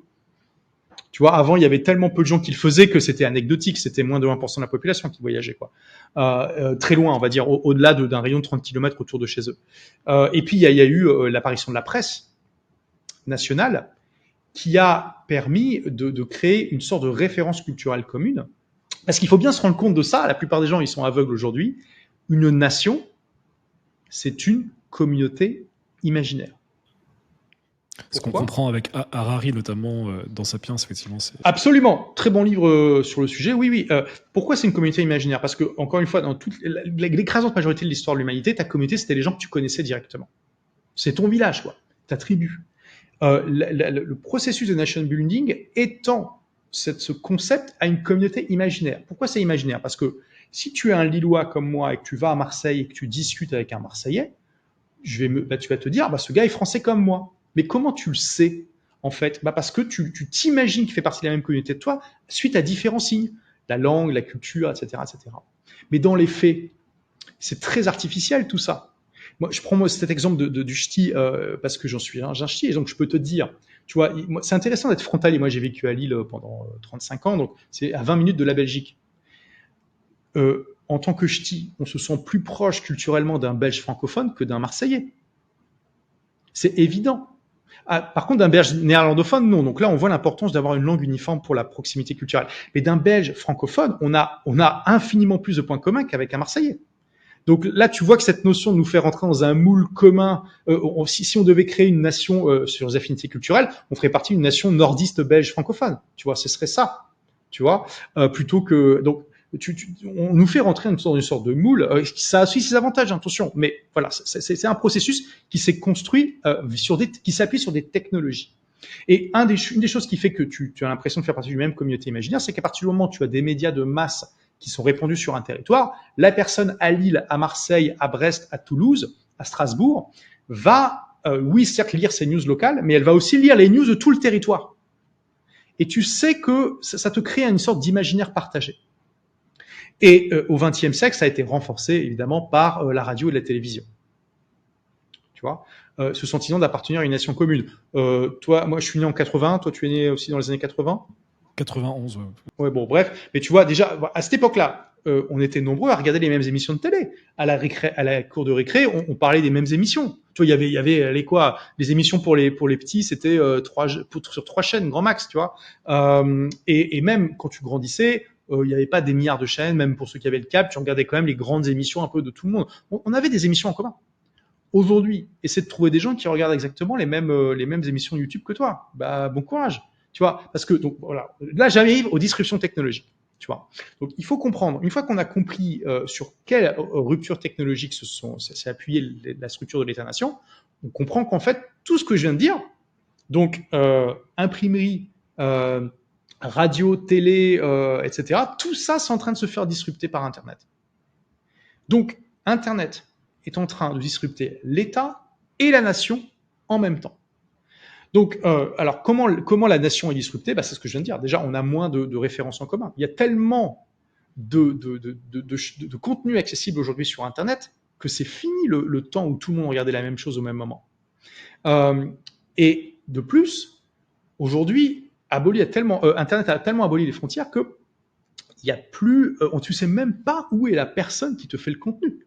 Tu vois, moi j'ai appris quand on a fait une petite pause là tout à l'heure, j'ai appris que tu étais à Budapest, que c'est pour ça que tu avais parlé de Budapest. Moi, j'étais même pas au courant. Moi, je suis à Dubaï. Oui, parce que l'endroit n'a plus aucune importance. Mais tu vois, je veux dire, aujourd'hui, en tant que Français, tu vas regarder. Alors, la langue a encore une importance. Ça, c'est vrai. La langue a encore une importance. Mais l'IA est en train de bouleverser, de complètement changer ça, parce que on voit bien que là, les traductions IA automatiques sont en train d'arriver. C'est pas encore parfait, mais c'est quand même très beau. Et bientôt, tout ça, la tour de Babel, elle va s'effondrer. Ça va être aussi incroyable en termes de disruption. Mais restons même sur l'influence de la langue. Aujourd'hui, un Français peut regarder des émissions d'un Belge, d'un Suisse. Il va même pas se rendre compte que ces gars-là sont pas en France. Un Québécois, ça va s'entendre, c'est sûr. Et puis par des gens des trucs de l'Afrique, tout ça. Puis de plus en plus, tous les francophones expatriés peuvent avoir le même poids finalement que ceux qui restent dans leur pays. Et puis alors quand tu suis des trucs en anglais, alors là, c'est l'explosion cambrienne, c'est-à-dire que t'as le monde entier qui te parle à la même instant. Mais du coup, tous ces gens qui ont des influences culturelles différentes commencent à t'influencer aussi. Donc tout ça brise en fait le monopole national qui était un des fonds, enfin de l'information, qui était un des ciments de la nation. D'ailleurs, je cite une étude de l'ONU qui montre que les gens qui utilisent Internet tous les jours bien, se sentent plus citoyens du monde que les gens qui n'utilisent pas Internet tous les jours. Tu vois bien aussi qu'il y a ça. Oui, et puis après, au-delà même de je sais même pas où est la personne que j'écoute, il y a même, du coup, c'est beaucoup plus facile pour les cultures étrangères de nous influencer. Par exemple, la K-pop, la culture coréenne des séries, des films, ça montre que il y a des pays, pareil, le Japon, la Corée, les États-Unis. Bon, les États-Unis, ça fait longtemps, ils n'ont pas entendu Internet, mais les Japonais non plus. Mais la mondialisation est là aussi. Internet est un accélérateur de la mondialisation. Bon, donc ça, c'est la nation. De soft power à ce niveau-là, enfin pas forcément que soft power, même juste Internet qui décentralise. Bien sûr, le soft power, c'est super important. Voilà, et donc ça dilue le soft power de l'État sur qu'est-ce qui fait la colle de la nation. Les gens sont moins collés entre eux, tu vois. La colle de la nation est en train de s'étioler. C'est important de le comprendre. Mais du coup, il y a d'autres communautés qui sont en train de naître. Aujourd'hui, tu as des gens qui se sentent davantage proches d'une communauté en ligne que de leurs voisins. Parce que Internet, tu parlais nomades notamment dans le livre. Voilà. Alors, on peut en parler. Mais d'abord, il faut que je finisse la démonstration, mais après on en parle. Mais tu vois, Internet permet à tout le monde de se connecter à des communautés qui n'ont plus, où la géographie n'a plus aucune importance. Le seul truc qui compte, c'est d'avoir une passion en commun. Et ça change tout. Parce que, bon, là, je prends un exemple un peu extrême, mais si tu étais, je dis n'importe quoi, tu étais un grand passionné de courses de Amsterdam du Mexique, bon, génial, mais bon courage pour trouver quelqu'un qui partage cette passion dans ta ville. Aujourd'hui, c'est aussi simple que de taper une requête dans Google. Et puis, littéralement, ça va te prendre 5 minutes grand maximum, tu vois. Bon, là, j'invente le truc, donc probablement ça n'existe pas, mais, et encore, tu vois, il y a tellement de choses sur Internet. Donc, aujourd'hui, le sentiment d'appartenance se déplace de la géographie vers la communauté d'affinité en ligne. Et c'est profondément disrupteur. Donc ça, c'est la nation. Après, il y a l'État qui se fait disrupter de mille et une manières. Déjà, ce que toi et moi on fait. Nous sommes des entrepreneurs francophones. On a beaucoup de clients en francophonie, donc en France, en Belgique et tout ça.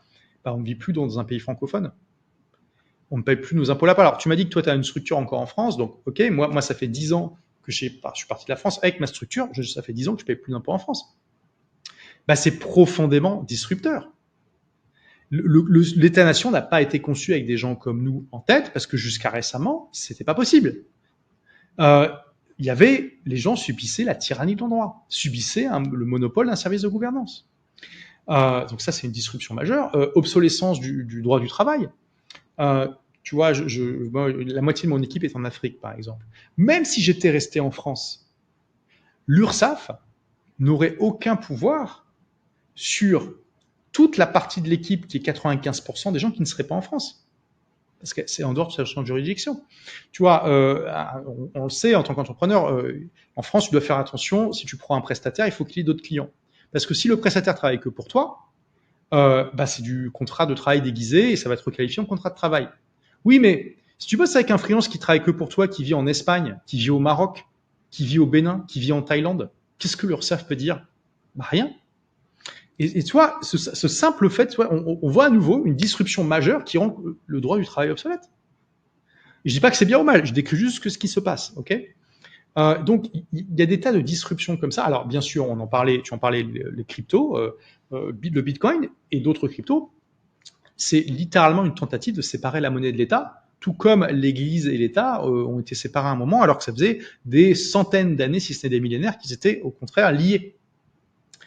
Extrêmement disruptif. Aujourd'hui, on peut avoir des monnaies qui n'ont plus besoin d'État. Donc l'État devient obsolète dans son rôle de garant de la monnaie et d'émetteur qui a le monopole de la monnaie. En plus, il fait un très mauvais job, donc c'est très bien. Alors, il fait un bon job de stabilité, mais il fait un très mauvais job de préservation de la valeur sur le long terme. Pour le moment, la stabilité, ça, ils l'ont encore. C'est pour ça que les stablecoins, c'est tellement un big deal pour le moment, mais on verra sur le long terme. Donc voilà, il y a tout ça, en fait. C'est en train de tuer l'État-nation de 1001 coupures. Tu vois, c'est pas un truc en particulier qui a un choc énorme. C'est que chacun de toutes ces disruptions, et c'est juste une partie, je parle de beaucoup d'autres disruptions dans mon livre, chacune affaiblit l'État-nation et ça commence à s'accumuler, tu vois. Et c'est ce qu'on voit en France et dans d'autres pays. Hein. Il n'y a pas que la France. Hein. Les États-Unis aussi sont dans une situation catastrophique. En gros, quand tu regardes les pays du G7, il n'y a que l'Allemagne qui tire son épingle du jeu jusqu'à récemment. Mais là, ils ont dit qu'ils allaient s'endetter massivement pour pouvoir se réarmer et tout ça. Donc même là, ils ont pris beaucoup de décisions stupides récemment, comme d'arrêter les centrales nucléaires, ce genre de choses. Leur industrie automobile va se faire disrupter par les Chinois. Donc je suis pas non plus très bullish sur l'Allemagne. Mais bref, donc tout ce qu'on voit dans ces pays occidentaux qui sont vraiment dans une situation difficile au niveau économique, c'est en partie une histoire de cycle. Hein. Ray Dalio explique ça très bien dans son livre The New World Order, mais c'est aussi la structure même de l'État-nation qui est en train de se faire disrupter. Et c'est pour ça. Et donc le problème, c'est que les politiciens et le peuple, dans la plupart des pays, mais en France c'est encore le pire, ils ont absolument pas intégré tout ça. Et c'est pour ça que tu vois là aujourd'hui les gens qui débattent d'imposer la taxe Zuckman, des impôts supplémentaires, ça, ils ne vous rendrez pas compte. Aujourd'hui, les riches sont des clients d'un marché de juridiction qui se battent pour les attirer. La Norvège a augmenté son impôt sur la fortune de 0,1%. Et ça a fait fuir des centaines de millionnaires, y compris la plus grande richesse du pays. Rien que ce gars-là, le plus grand, le plus riche entrepreneur du pays, le simple fait qu'il soit parti, ça leur a déjà coûté plus cher que ce que ça a rapporté. Mais c'est sans compter en plus tous les autres que ça a fait fuir. Donc tout ça, c'est pas encore intégré, tu vois, parce que c'est douloureux. En fait, l'État au XXIe siècle n'a plus les moyens de faire les mêmes promesses qu'au XXe. Et le problème structurel, c'est que l'État-providence est né à la fin du XIXe siècle et au début du XXe siècle, a été possible par le fait que jusqu'en 1970-80, la technologie favorisait énormément la centralisation. Hein, en gros, si tu es en 1925 en France et que tu as une usine Renault, et que tes employés paralysent ton usine, tu peux pas la déplacer au Maroc ou en Chine d'un claquement de doigts. De toute façon, la Chine, t'y penses même pas parce que c'est pas possible, quoi. T'es obligé de négocier. Tu vois, là, on revient sur les rapports de force, attaque-défense. T'es obligé de négocier avec les employés qui sont donc en position de puissance, de pouvoir, pour pouvoir négocier des choses. Qu'est-ce qui explique que les employés SNCF aient autant de privilèges, qu'ils aient encore les mêmes privilèges de pénibilité qu'ils avaient quand on était au train à vapeur avec ils pouvaient aller des trucs, alors que ça fait 70 ans qu'on n'a plus de train à vapeur, quoi. Donc parce que ils ont ce rapport de force de pouvoir paralyser le pays en faisant des grèves. Tu vois, oui, mais alors la SNCF c'est une chose, mais aujourd'hui il y a plus d'usines à paralyser en France. Tout le monde s'est barré. Il y a plus d'industrie. Comment tu fais pour paralyser Facebook, Google? Tu peux pas. Ok, tu peux faire grève. Mais tu peux pas. Ok, alors oui, il y aura une perte parce que la force de travail que tu représentes avec tes collègues va pas travailler pendant un certain temps, mais tu peux pas paralyser le moyen de production. Si jamais tu débranches les serveurs, ils copient. Ils ont une copie quelque part, ils copient dans un serveur qui est dans un autre pays, tu peux rien faire. Tu vois ce que je veux dire? Tu peux plus paralyser les moyens de production de l'entreprise. Donc le rapport de force n'est plus du tout le même. Et en plus, les entreprises de multinationales aujourd'hui savent très bien jouer entre les frontières et mettre les pays en compétition. Ah, tu nous fais trop chier, écoute, pas de problème, on va déplacer. On demande à notre bureau roumain qu'on a ouvert au cas où, on va augmenter la charge de travail, puis c'est tout. Enfin, je dis pas que, attention, ça existe encore. Il y a quand même un rapport de force aussi. Enfin, tout n'est pas à 100% du côté de l'employeur, mais il est beaucoup plus en faveur de l'employeur qu'avant. Il y a cette force du coup centralisatrice. Tu vois, j'avais amorcé l'idée notamment que l'IA était un outil notamment qui permettait d'amplifier cette centralisation potentiellement.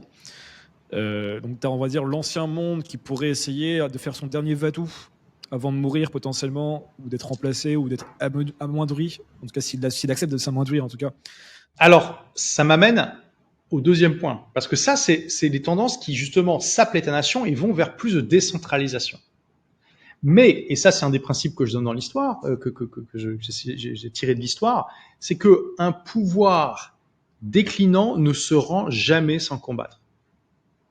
Tu vois, dans le livre, je donne l'exemple de la Fronde. parce que avant que Louis XIV consolide son pouvoir comme ça, justement, alors il avait 14 ans, quelque chose comme ça, un peu moins même, les nobles se sont révoltés contre le roi qui est en train de centraliser son pouvoir. Les nobles rêvaient de revenir au féodalisme à l'époque où ils étaient justement autonomes politiquement sur leur territoire et tout ça. Et donc ils ont essayé de mettre en place une véritable guerre civile. C'était une guerre civile, hein, la Fronde. Il y a eu il y a eu plein de péripéties, mais en gros, ils ont perdu. Voilà, ils ont perdu et c'est le roi qui a gagné et c'est comme ça aussi, c'est sur cette victoire que s'est appuyé Louis XIV pour consolider son pouvoir et devenir le roi Soleil. Mais les nobles, ils se sont pas rendus sans combattre. Et pourtant, quand on regarde extérieurement, ils avaient aucune chance de réussite parce que la technologie avait trop évolué, ils ne pouvaient plus revenir au féodalisme, c'était fini, tu vois. D'ailleurs, tu vois, le livre Don Quichotte, c'est je sais pas si tu l'as lu, mais le gars est fou parce que en fait, il veut revenir à cette époque féodale qui a disparu. Et c'est pour ça que tout le monde rigole, tu vois. Les gens, enfin les lecteurs ou les gens qui regardent la pièce de théâtre, ils rigolent parce que tu vois, voilà, tu vois le gars qui veut revenir à une époque qui est dépassée. Mais aujourd'hui, on vit la même transition. Voilà. Et tu vois, et bientôt, il y aura un Don Quichotte moderne qui parlera du gars qui compte sur l'État pour régler ses problèmes. Bon, alors ça c'est une chose, ok. Mais deux, donc l'État, du coup, les pouvoirs des clients ne se rendent jamais sans combattre. Comment les États peuvent lutter contre ça, en gros?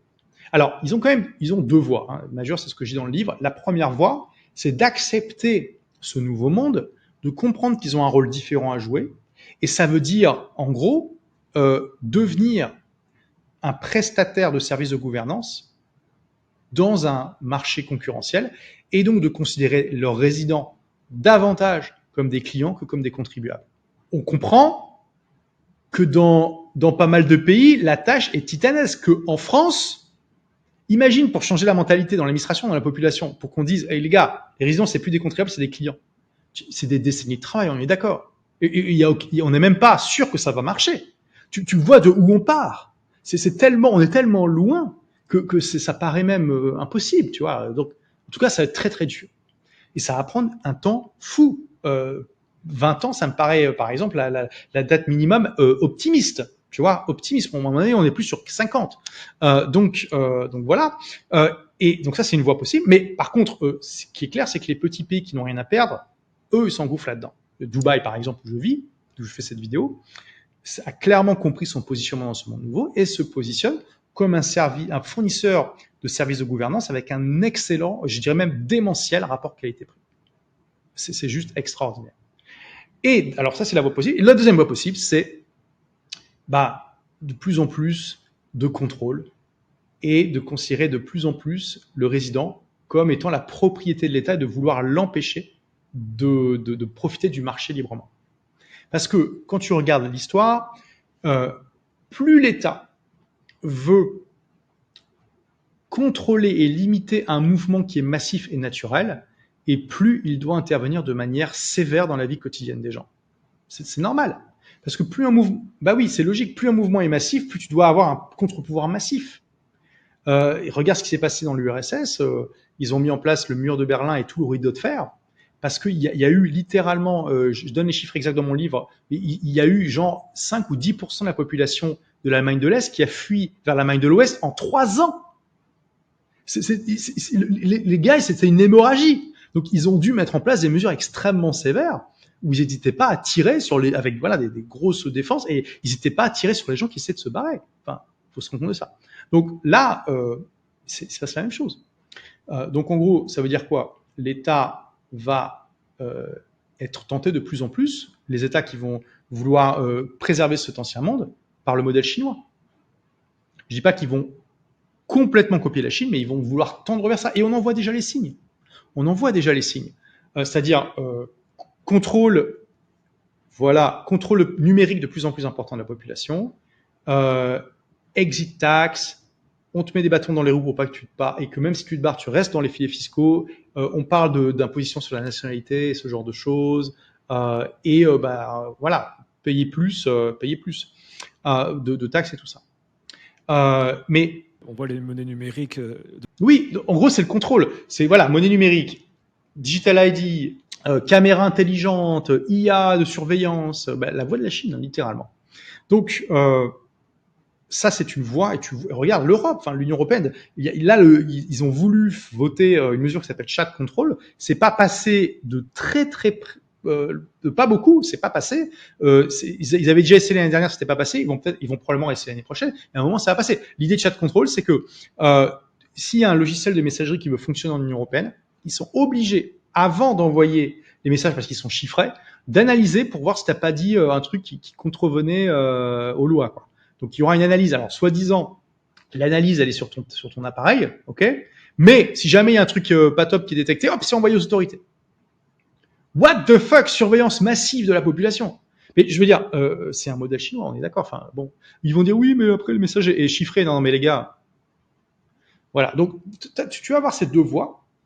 Et du coup, c'est pour ça que le titre du livre, c'est Tout le monde n'aura pas la chance de quitter son pays, parce que plus t'attends et plus tu auras des bâtons dans les roues. Si on rajoute la dimension même du privé, on pourrait te dire, tu as parlé du féodalisme, il y a cette théorie du techno-féodalisme aussi, qui se bat aussi contre le monde décentralisé. Tu vois, il y a ces trois forces, j'ai l'impression. Il y a la force étatique, centralisatrice, la force féodaliste, GAFA, Xiaomi et autres, de l'autre côté, qui pourrait, tu vois, je sais pas si tu vois, alors c'est des idéologies de départ qui sont différentes, mais dans les Furtifs, par exemple, de Damasio, il y avait cette idée, c'est un roman de SF, et qu'on commence à voir, tu vois, on pourrait imaginer un Bordeaux by Amazon, tu vois, des trucs un peu comme ça, tu vois, genre les États qui achètent, les grandes entreprises qui achètent des villes, ou des États, mais plutôt des villes, je pense, dans un premier temps, après discount, parce que ça partirait en vrille côté État. Et troisième voie, dans ma perception en tout cas, vraiment le monde décentralisé, vraiment, où c'est pleinement assumé, qui a commencé, que tu représentes avec ton livre, avec ta façon de vivre, tes idées aussi, que j'essaie de représenter aussi, mais qui a l'air plus minoritaire, et j'ai l'impression que c'est un peu une espèce de bataille à trois dimensions, comme ça, à trois parties. Je ne sais pas si tu partages ça, et si je me trompe un peu dans mon analyse. Alors, quand il parle de néo-féodalisme, déjà, c'est péjoratif, c'est parce qu'il s'imagine que bientôt, alors parce qu'il y avait beaucoup d'avantages dans le féodalisme, mais il y avait un inconvénient majeur. L'avantage, c'est que c'était un vrai pouvoir décentralisé, et tu pouvais, quand tu avais la liberté de mouvement, tu pouvais choisir la juridiction qui te plaisait le plus. Le problème, c'est qu'il y avait une grosse partie de la population qui n'avait pas de liberté de mouvement. Il y avait beaucoup de gens qui étaient des serfs et qui étaient la propriété de leur seigneur. Alors ça, c'était absolument horrible. C'était pas de l'esclavage, mais on n'était pas loin. Parce qu'ils devaient demander la permission du seigneur pour se marier, pour sortir du territoire, etc., etc. Dans les faits, le contrôle, la technologie faisait que l'État était pas si puissant que ça, même, et donc tu pouvais facilement te barrer dans le comté d'à côté si ton seigneur il commençait à un peu trop péter un câble, tu vois. Donc il y avait quand même des contre-pouvoirs et tout ça. Mais bon, sur l'idée d'avoir un pouvoir décentralisé comme ça, où tu peux choisir, on va dire, quelle est la juridiction qui te correspond le mieux parmi toutes celles qui te proposent de venir, c'est pas mal. Donc, je dirais pas que c'est forcément négatif le féodalisme. On peut très bien envisager un féodalisme moderne qui n'ait pas les inconvénients du Moyen Âge, où les gens soient libres d'aller où ils veulent. Aussi, un des inconvénients de l'époque, c'est que il y avait beaucoup de péages sur les routes pour rentrer dans les villes, pour rentrer dans les fiefs, il fallait payer des péages. Ça a limité le commerce parce qu'ils n'avaient pas beaucoup de moyens de lever l'impôt. Ça, c'est obsolète, ça, on n'en veut pas non plus, hein, bien sûr. Bref, donc sur ce point, tu vois, alors là, on peut peut-être amener le sujet vers les nouvelles formes de gouvernance possibles qui se nourrissent de ces technologies plutôt que d'en être disruptées. Moi, ça me pose pas de problème que des sociétés, même puissantes, puissent proposer des modèles comme ça, parce que à partir du moment où ça se base sur le volontariat et que tu es libre d'y aller ou pas, et que tu es libre de te barrer quand tu veux, faites-vous plaisir. Entrez dans le marché et on va voir si Amazon, Meta et tout ça sont capables de faire une meilleure proposition de valeur que d'autres personnes. Pourquoi pas? Plus il y a d'acteurs dans le marché, et mieux, plus la compétition est exacerbée, et plus les clients ont un bon rapport qualité-prix. Tu vois? Mais alors, juste pour revenir sur la fin de ce que je voulais dire, les États qui choisissent la voie du contrôle de plus en plus fort, le problème, il y a un problème majeur pour eux, quand ce sont des États démocratiques, c'est que ça sape leur légitimité. Du coup, les États démocratiques sont vraiment dans un paradoxe, dans un catch-22, comme on dit en anglais. Tu vois, c'est quand tout le monde est en train de se pointer le flingue et s'il y en a un qui tire, tout le monde meurt, quoi. Donc, le même de Spider-Man sur Internet. Ouais. Oui, voilà, exactement. Donc, ils sont dans un dilemme parce que soit ils acceptent de changer leur rôle, mais du coup, considérer leurs résidents comme des clients plutôt que des contribuables, ça veut dire de énormément diminuer la taille de l'État. C'est-à-dire qu'en gros, l'État-providence est mort. De toute façon, et je pense qu'il est mort. De toute façon, l'État-providence, il suffit de regarder les chiffres aujourd'hui. Voilà, dans la plupart des pays, il y a des exceptions, mais en France, il est clairement mort. Il n'est pas tenable tel qu'il est aujourd'hui. Les États qui vont choisir le contrôle démocratique, le problème, c'est que quel est l'intérêt de vivre dans un pays démocratique si tu as la même tyrannie que dans une dictature? Et quand tu contrôles les gens, que tu considères que c'est ta propriété parce qu'ils n'ont pas le droit de quitter fiscalement le territoire, ou que tu veux les imposer sur leur nationalité, que du coup, on revient à une forme de féodalisme, où là, dans ses côtés négatifs, où là, tu as la propriété de ton seigneur, parce que c'est ça, et que, au final, il y a une surveillance de masse, l'IA partout, etc., ils n'ont plus la légitimité qui faisait d'eux, justement, de ces démocraties, ce qu'elles étaient. Ça devient une démocratie comme la Corée du Nord et la République démocratique de Corée. Tu vois, ça devient un blason complètement stupide et hypocrite et qui fait rire tout le monde. C'est ce chemin-là c'est ce risque-là qu'elles ont. Et on le voit déjà parce que l'Union européenne, là, niveau réputation, tu suffit de se balader un peu sur X pour voir que c'est vraiment pas la joie auprès des Américains et tout ça, et pas seulement.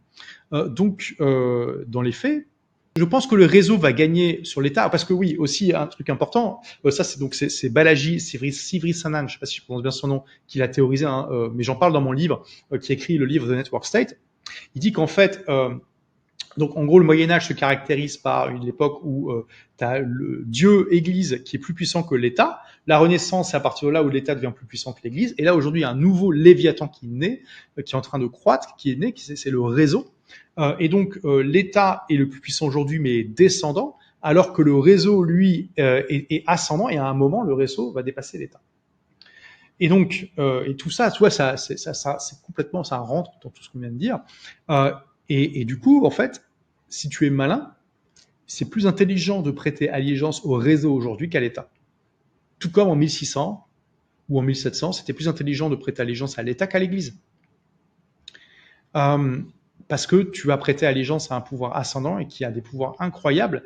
Quand tu prêtes allégeance au réseau, il te prête une partie de ces pouvoirs qui permettent d'être un contre-pouvoir partiel, voire total dans certains cas, mais on va dire très fort contre les pouvoirs d'un État devenu obèse, inefficace et obsolète. Et ce qui t'a amené du coup aux différentes formes de gouvernance, qui est pareil un sujet fascinant.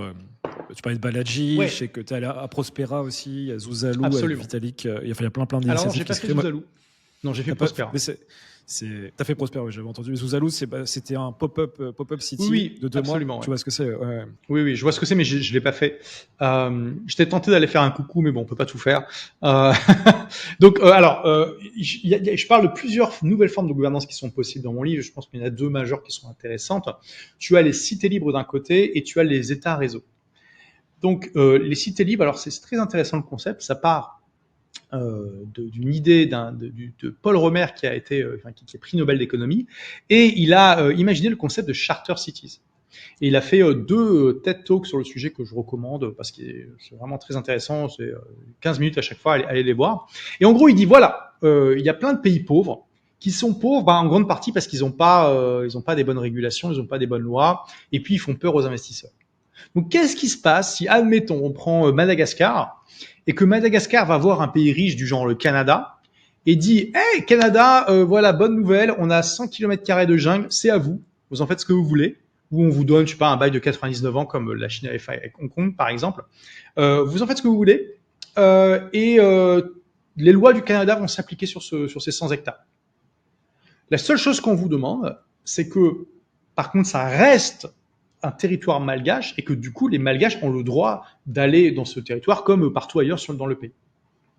Donc là c'est malin comme idée parce que du coup les Canadiens et même le monde entier peut venir là-bas en sachant, en étant rassuré, parce que vous savez que c'est les lois du Canada qui s'appliquent et pas les lois de Madagascar.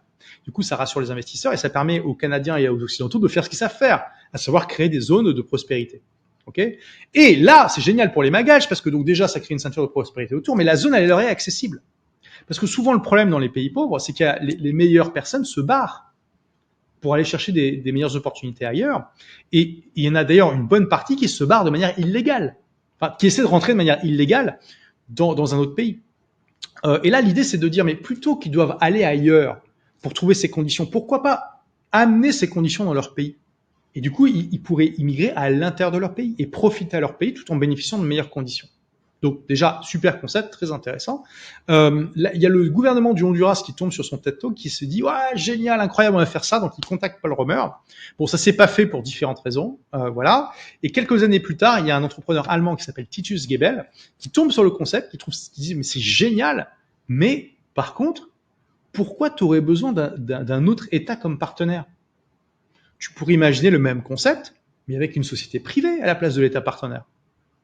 Donc plutôt que de faire un partenariat avec le Canada, tu fais une partenariat avec une société privée. Et là est né le concept de cité libre.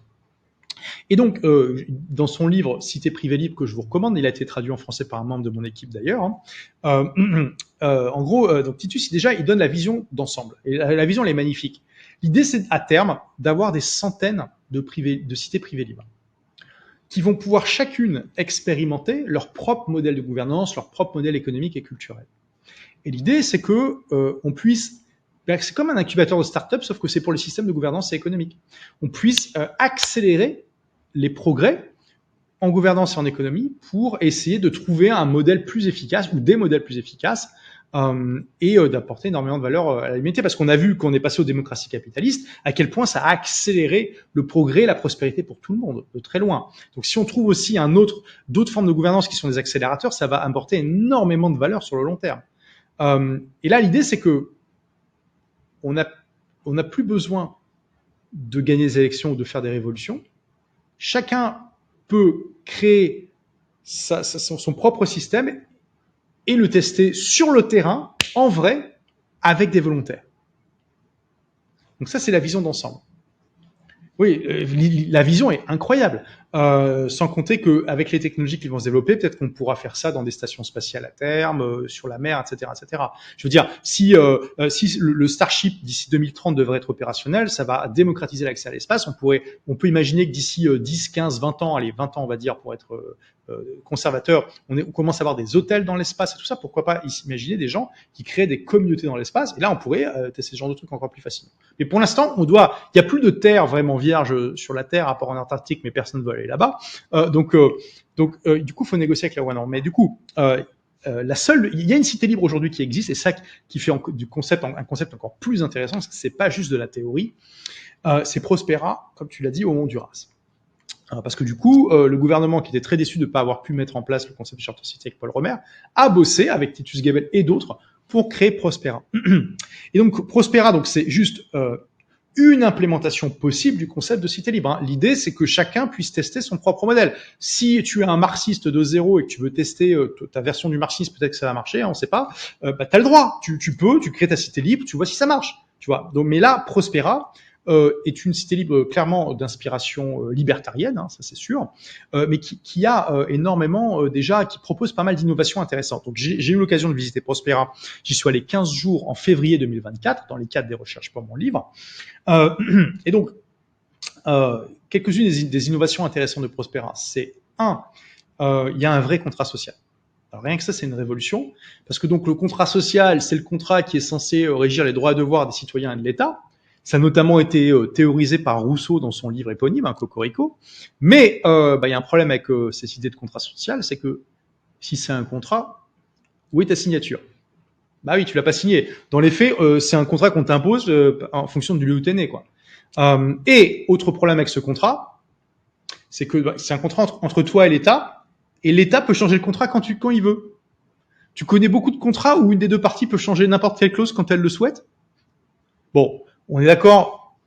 Bah oui, c'est pas. Donc, on est d'accord. C'est cette idée que c'est un contrat, c'est une fiction juridique.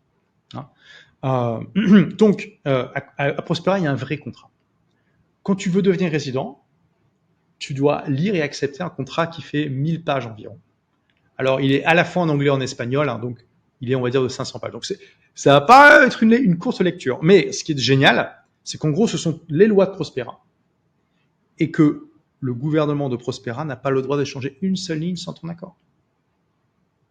Ce qui est révolutionnaire. Alors, il y a quand même des secteurs où ils se donnent le droit d'avoir des pouvoirs exceptionnels. Tout est marqué dans le contrat. Comme par exemple, s'il y a une pandémie mondiale, comme la peste noire, il y a eu la peste noire en Europe et qu'il y a un tiers des gens qui meurent, bon, ils ont le droit de prendre certains pouvoirs et tout ça, tu vois. Mais c'est très restreint. Et par exemple, un pouvoir qui n'existe pas dans le reste du monde, c'est que dans le contrat, il est indiqué le taux maximal d'imposition que Prospera pourra jamais te faire. Donc, si je me rappelle bien, c'est 10% d'IS, 5% de TVA et 10% d'IR peut-être à vérifier. Tu vois, quelque chose comme ça. En tout cas, c'est bas.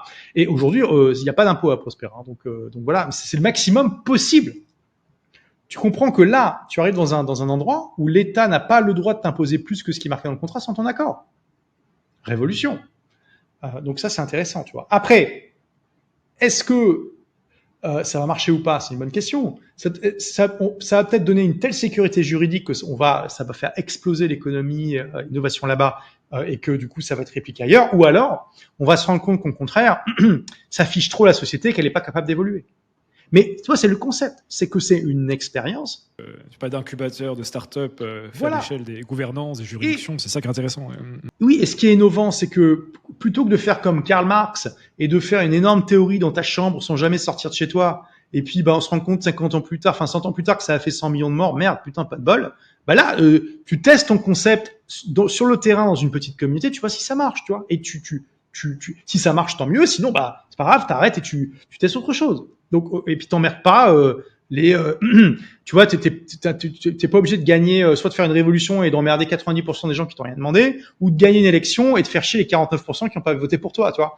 Là, au moins, c'est que les volontaires qui vont tester ça. Ensuite, autre innovation à Prospera, il n'y a pas de monnaie officielle. Prospera laisse le marché décider quelle est la monnaie qui va être utilisée. Tu es libre de payer n'importe quelle marchandise dans la monnaie que le vendeur accepte. Donc, c'est une décision entre les individus. Et d'ailleurs, pourquoi pas? Et on sait là, tu vois, ça te fait réfléchir. Tu te dis, mais pourquoi on nous impose une monnaie dans un État? Quel est l'intérêt? Pourquoi vous voulez vous octroyer un monopole? Laissez le marché faire. Et donc, bien sûr, ça inclut les crypto-monnaies. Hein. Tu es libre de payer en crypto-monnaie si tu le souhaites. Absolument tous les business à Prospera sans exception acceptent le Bitcoin. J'ai payé des bières, des restos en Bitcoin, pas de problème. J'ai même payé une entrée de soirée en Ethereum. C'est la première fois que j'utilisais Ethereum pour payer un truc. Enfin, je veux dire en physique, tu vois. Donc intéressant, tu vois. Ensuite, troisième innovation extrêmement intéressante à Prospera.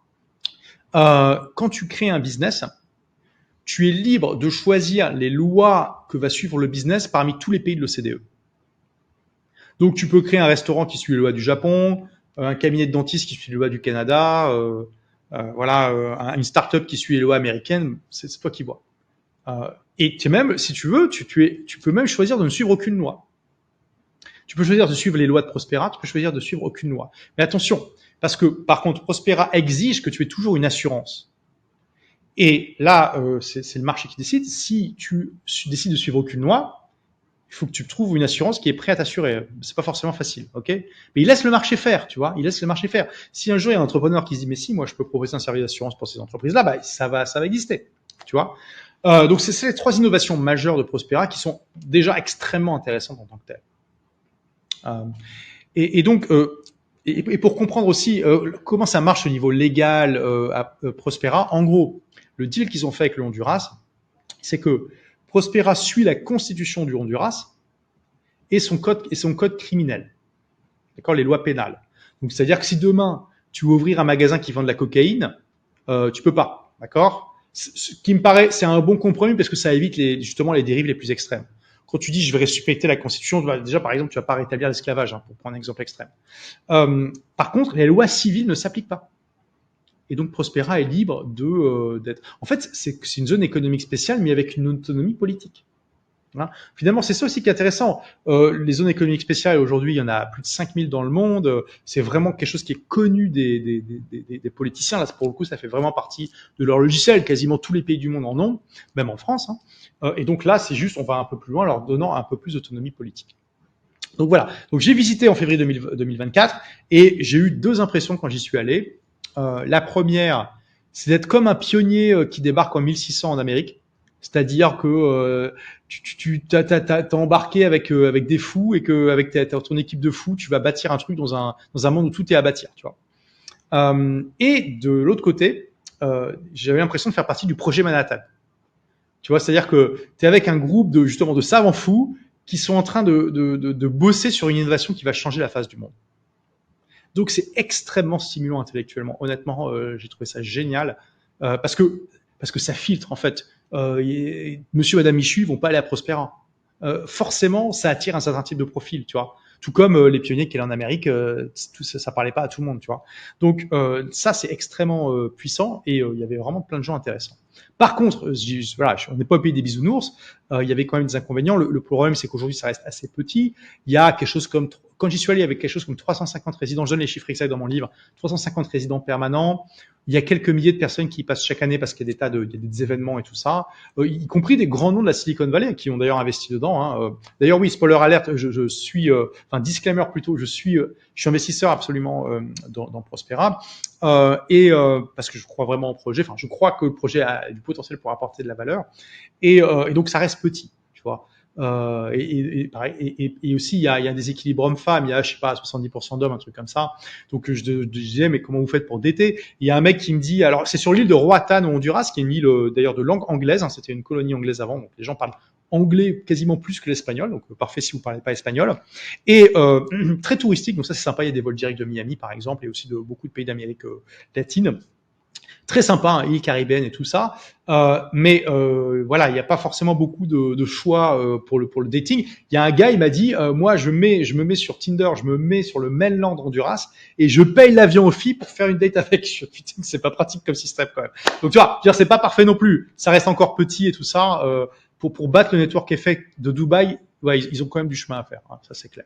Donc ça, c'est l'idée de Cité Libre. Et après, il y a l'idée d'État-réseau, qui a donc été théorisée par Balaji dans son livre de Network State, que je recommande. Et lui, il dit, voilà, plutôt que de partir de la Terre, on va partir du cloud. En fait, pour aller vers la Terre. Donc c'est une approche qui est différente, parce que donc il part de ce constat qu'aujourd'hui, il y a des gens beaucoup de gens se sont plus connectés à des communautés en ligne que leurs voisins. Et il dit, l'idée, en fait, c'est qu'on va créer. Alors, il donne en gros les grandes étapes, mais il n'est pas très précis dans l'exécution. Il dit voilà, l'idée c'est de créer un syndicat en ligne qui va représenter les membres d'une communauté. Et c'est pas compliqué de réunir quelques dizaines de milliers de personnes sur Internet. Je veux dire, 50 000, 100 000 personnes sur le web, c'est quand même pas compliqué. Moi, tu vois, ma chaîne YouTube a quasiment 300 000 abonnés. Bon, si je regarde tous mes abonnés, je dois avoir probablement entre 500 000 et 1 million d'abonnés. C'est quand même pas si compliqué que ça, tu vois. C'est dans l'ordre du possible de l'atteignable pour pas mal de gens. Et donc, on en fait un syndicat en ligne qui va représenter nos intérêts et on en fait un État qui va devenir un vrai État, mais sans territoire, et qui va avoir la reconnaissance diplomatique. Donc ça, c'est les grandes lignes. Mais je trouvais qu'il n'allait pas assez loin. Donc dans mon livre, tu vois, j'ai consacré tout un chapitre à comment on pourrait exécuter la vision de manière plus précise en prenant l'exemple des digital nomades. Parce que je dis que les digital, et là, Balaji en parle vraiment 2 ou 3 fois en passant digital nomades. On voit que il n'est pas dans le monde startup, c'est pas le même monde. Hein. Et donc, en fait, il s'en rend pas compte. Mais les digital nomades, on pourrait déjà l'appeler une proto-nation réseau. Parce que tu te sens plus proche d'un digital nomade, je sais pas, enfin, quand t'es français, digital nomade francophone, quand t'es un digital nomade américain, canadien, même, enfin, russe, japonais, que de ton voisin plombier. Surtout parce qu'on a plein de points communs. Déjà, on a tous des business web, on est en général expatrié dans un pays de langue étrangère. Il y a beaucoup d'événements de digital nomades qui sont organisés. On a des problèmes avec les GAFAM parce qu'on se fait fermer des comptes et c'est pas toujours facile à récupérer. Tu vois, on a plein de choses en commun qui créent une culture commune et en plus on a une langue commune qui est l'anglais. Parce que dès que tu t'expatries, il faut que tu parles anglais, quoi. Hein. Bah oui, c'est l'anglais, c'est la lingua franca, donc tout le monde parle anglais ou grosso modo dans le milieu des digital nomades. L'idée en fait, c'est que on pourrait créer un syndicat digital nomade. Pas tout le monde. Hein. Aujourd'hui, il est estimé qu'il y a entre 30 à 40 millions de digital nomades dans le monde. Je ne sais pas si vous vous rendez compte, mais plus de la moitié des pays du monde ont moins de 10 millions d'habitants. Hein. Donc là, digital nomade, c'est déjà l'équivalent de 3 ou 4 pays de taille normale. Ok, tu vois, Hongrie, Portugal, Slovénie, beaucoup de pays d'Europe de l'Est ont moins de 10 millions d'habitants, bien sûr. C'est l'exception, les pays qui ont plus de 10 millions. Et donc, l'idée, c'est de rassembler une communauté de quelques dizaines de milliers, peut-être de 50 000, 100 000, 200 000 digital nomades, en étant un syndicat. Et l'idée, c'est qu'est-ce qu'on va faire? On va aller négocier, par exemple, des meilleurs services que les services que les digital nomades utilisent. Donc, par exemple, on va pour proposer des assurances santé mondiales pas chères, parce que ça, c'est un vrai besoin chez les digital nomades. Négo avec Airbnb pour avoir des réductions, avec Booking, avec les compagnies aériennes, tous ces trucs que les digital nomades utilisent tous les jours. Première chose, représenter les digital nomades qui ont des conflits avec les GAFAM. Parce que ça, c'est le pot de terre contre le pot de fer. Donc, avoir un syndicat puissant qui te représente, c'est une vraie valeur ajoutée. Moi, par exemple, ça fait 6 mois que j'ai perdu mon compte LinkedIn. Pour une bêtise, ils ont reconnu leur tort, j'ai toujours pas récupéré. J'ai dû mettre mon avocat sur le coup. Ça fait 2 mois qu'il est dessus. Enfin, je suis loin d'être un cas isolé. Il y en a beaucoup qui se sont fait sauter leur compte Facebook, leur chaîne YouTube et tout ça pour des bêtises. Et après, t'arrives pas à parler avec les gens. Donc, imagine, ça, c'est un vrai besoin, par exemple, chez Digital Nomads, d'avoir un syndicat qui te représente. On organiserait des événements régulièrement dans le monde entier pour qu'on puisse se connaître. Voilà, tu vois, on commence comme ça. Et voilà, c'est pas de la science-fiction, ça peut être fait aujourd'hui. Faut le faire. Tu vois, il y a un vrai besoin, en fait. Donc, première étape. Bah oui, première étape, c'est complètement faisable. On est absolument en train de parler de trucs démentiels, de faire des plans sur la comète, ok? Donc ça, c'est la première étape. Deuxième étape, une fois que tu as cette communauté en ligne avec des membres qui payent une cotisation, qui ont accès à tous ces services et tout ça, déjà, tu te rends compte que ça a l'air de rien comme ça, mais une partie de ces services rend les services rendus par l'État-nation traditionnel obsolètes, genre l'assurance santé et tout ça. Ensuite, tu peux... Alors ça, c'est une étape plus facultative, mais tu peux la faire. Tu peux aller crowdfunder des territoires. Donc tu vas aller acheter des bureaux, des Airbnb, des maisons. Alors là, il n'y aura pas d'autonomie économique et politique du tout. C'est juste que le syndicat sera propriétaire de ces biens. Et toi, en tant que membre, tu auras accès un petit peu comme un peu un WeWork, mais pour la communauté. C'est une possibilité. Pas d'obligation sur cette étape, mais pourquoi pas, ça peut être intéressant. Mais le plus intéressant, c'est l'étape d'après. C'est à un moment, tu vas dire aux membres, écoutez, on va faire une shortlist des pays qui vous intéressent le plus. Et on va voter ensemble. Voilà, par exemple, on va faire un vote en ligne, tout ça. Et on va aller négocier avec ces États en leur disant, voilà, on a, n'importe quoi, 50 000 personnes qui sont prêtes à aller chez vous. Si vous nous offrez les bonnes conditions, qu'est-ce que vous nous proposez? Et pour info, monsieur le Portugal, on est aussi en discussion avec l'Indonésie, avec le Salvador, avec le Paraguay, avec le Maroc. Qu'est-ce que vous nous proposez, tu vois? Et tu mets les pays en compétition entre eux. Parce que le salaire moyen des digital nomades, c'est 120 000 $ par an. Donc, ils gagnent 10 000 $ par mois. Les digital nomades, c'est dans le top 1% des mieux payés. J'ai fait le calcul. Si tu as 50 000 digital nomades qui arrivent dans un pays et qui sont imposés à 10%, c'est 600 millions de dollars de recettes fiscales directes, juste en étant imposés à 10%. Bien sûr, après, il y a l'état de recettes indirectes, parce que tous ces gens vont dépenser. Et donc, des dépenses, ça fait de la TVA et ça fait de l'IS avec tous les business qui payent de l'IS dessus. Puis ça ruisselle partout dans l'économie après. Donc, au minimum, quand on prend en compte ces recettes fiscales indirectes, c'est au minimum $1 milliard. Avec 50 000 personnes. Je veux dire, c'est rien du tout. N'importe quel pays, à part le Vatican, peut absorber ça. Enfin, tu vois ce que je veux dire. À part des petites îles caribéennes, enfin, tu vois ce que je veux dire. Mais là, quasiment tous les pays du monde peuvent absorber 50 000 personnes. Ça va même pas se voir. Tu vois, c'est rien, c'est la taille d'une petite ville, quoi. Donc, même des pays de 10 millions d'habitants, ça ne se voit pas. Donc, là, le deal est énorme. Parce que 50 000 habitants classiques de ce pays-là, je peux t'assurer qu'ils rapportent pas $1 milliard. Et ça, c'est en taxant à 10%. Et donc, tu vas voir ces pays et tu peux leur dire, voilà, ils vont dire, mais comment ça, quelles conditions on vous propose? Ben là, tu peux leur dire, écoutez, nous, ce qu'on aimerait, c'est créer une zone économique spéciale chez vous pour nos membres. Et là, tu vois, pareil, on n'est pas dans la science-fiction. Les économiques spéciales, il y en a plus de 5000 dans le monde. La plupart des pays en ont plein. C'est complètement dans le logiciel des politiciens d'aujourd'hui. C'est-à-dire, ils connaissent tous, il n'y a pas de problème. Et tu leur dis, voilà, tu négocies, tu dis, voilà, nous, ce qu'on aimerait, c'est voilà une taxation légère, effectivement, et qu'on ait le droit de ne pas vivre dans la zone économique spéciale, on a le droit d'y mettre notre business à condition qu'on vive sur votre territoire. Est-ce que vous êtes d'accord avec ça? Tu vois, c'est rien de, on n'est pas en train de faire des plans sur la comète, il n'y a rien d'extraordinaire. Clairement, il y a des pays qui seraient prêts à accepter le deal. Mais oui. Et là, donc, un pays qui nous dit, OK, ouais, bah, on va faire ça, zone économique spéciale juste pour vos membres, 10% d'imposition, allez hop. Et donc là, on dira, OK, et ça fera partie de la négo. Et du coup, ce qu'on veut aussi, c'est accélération sur les visas de nos membres. Hein. Nous, on a un process déjà, on les connaît et tout ça.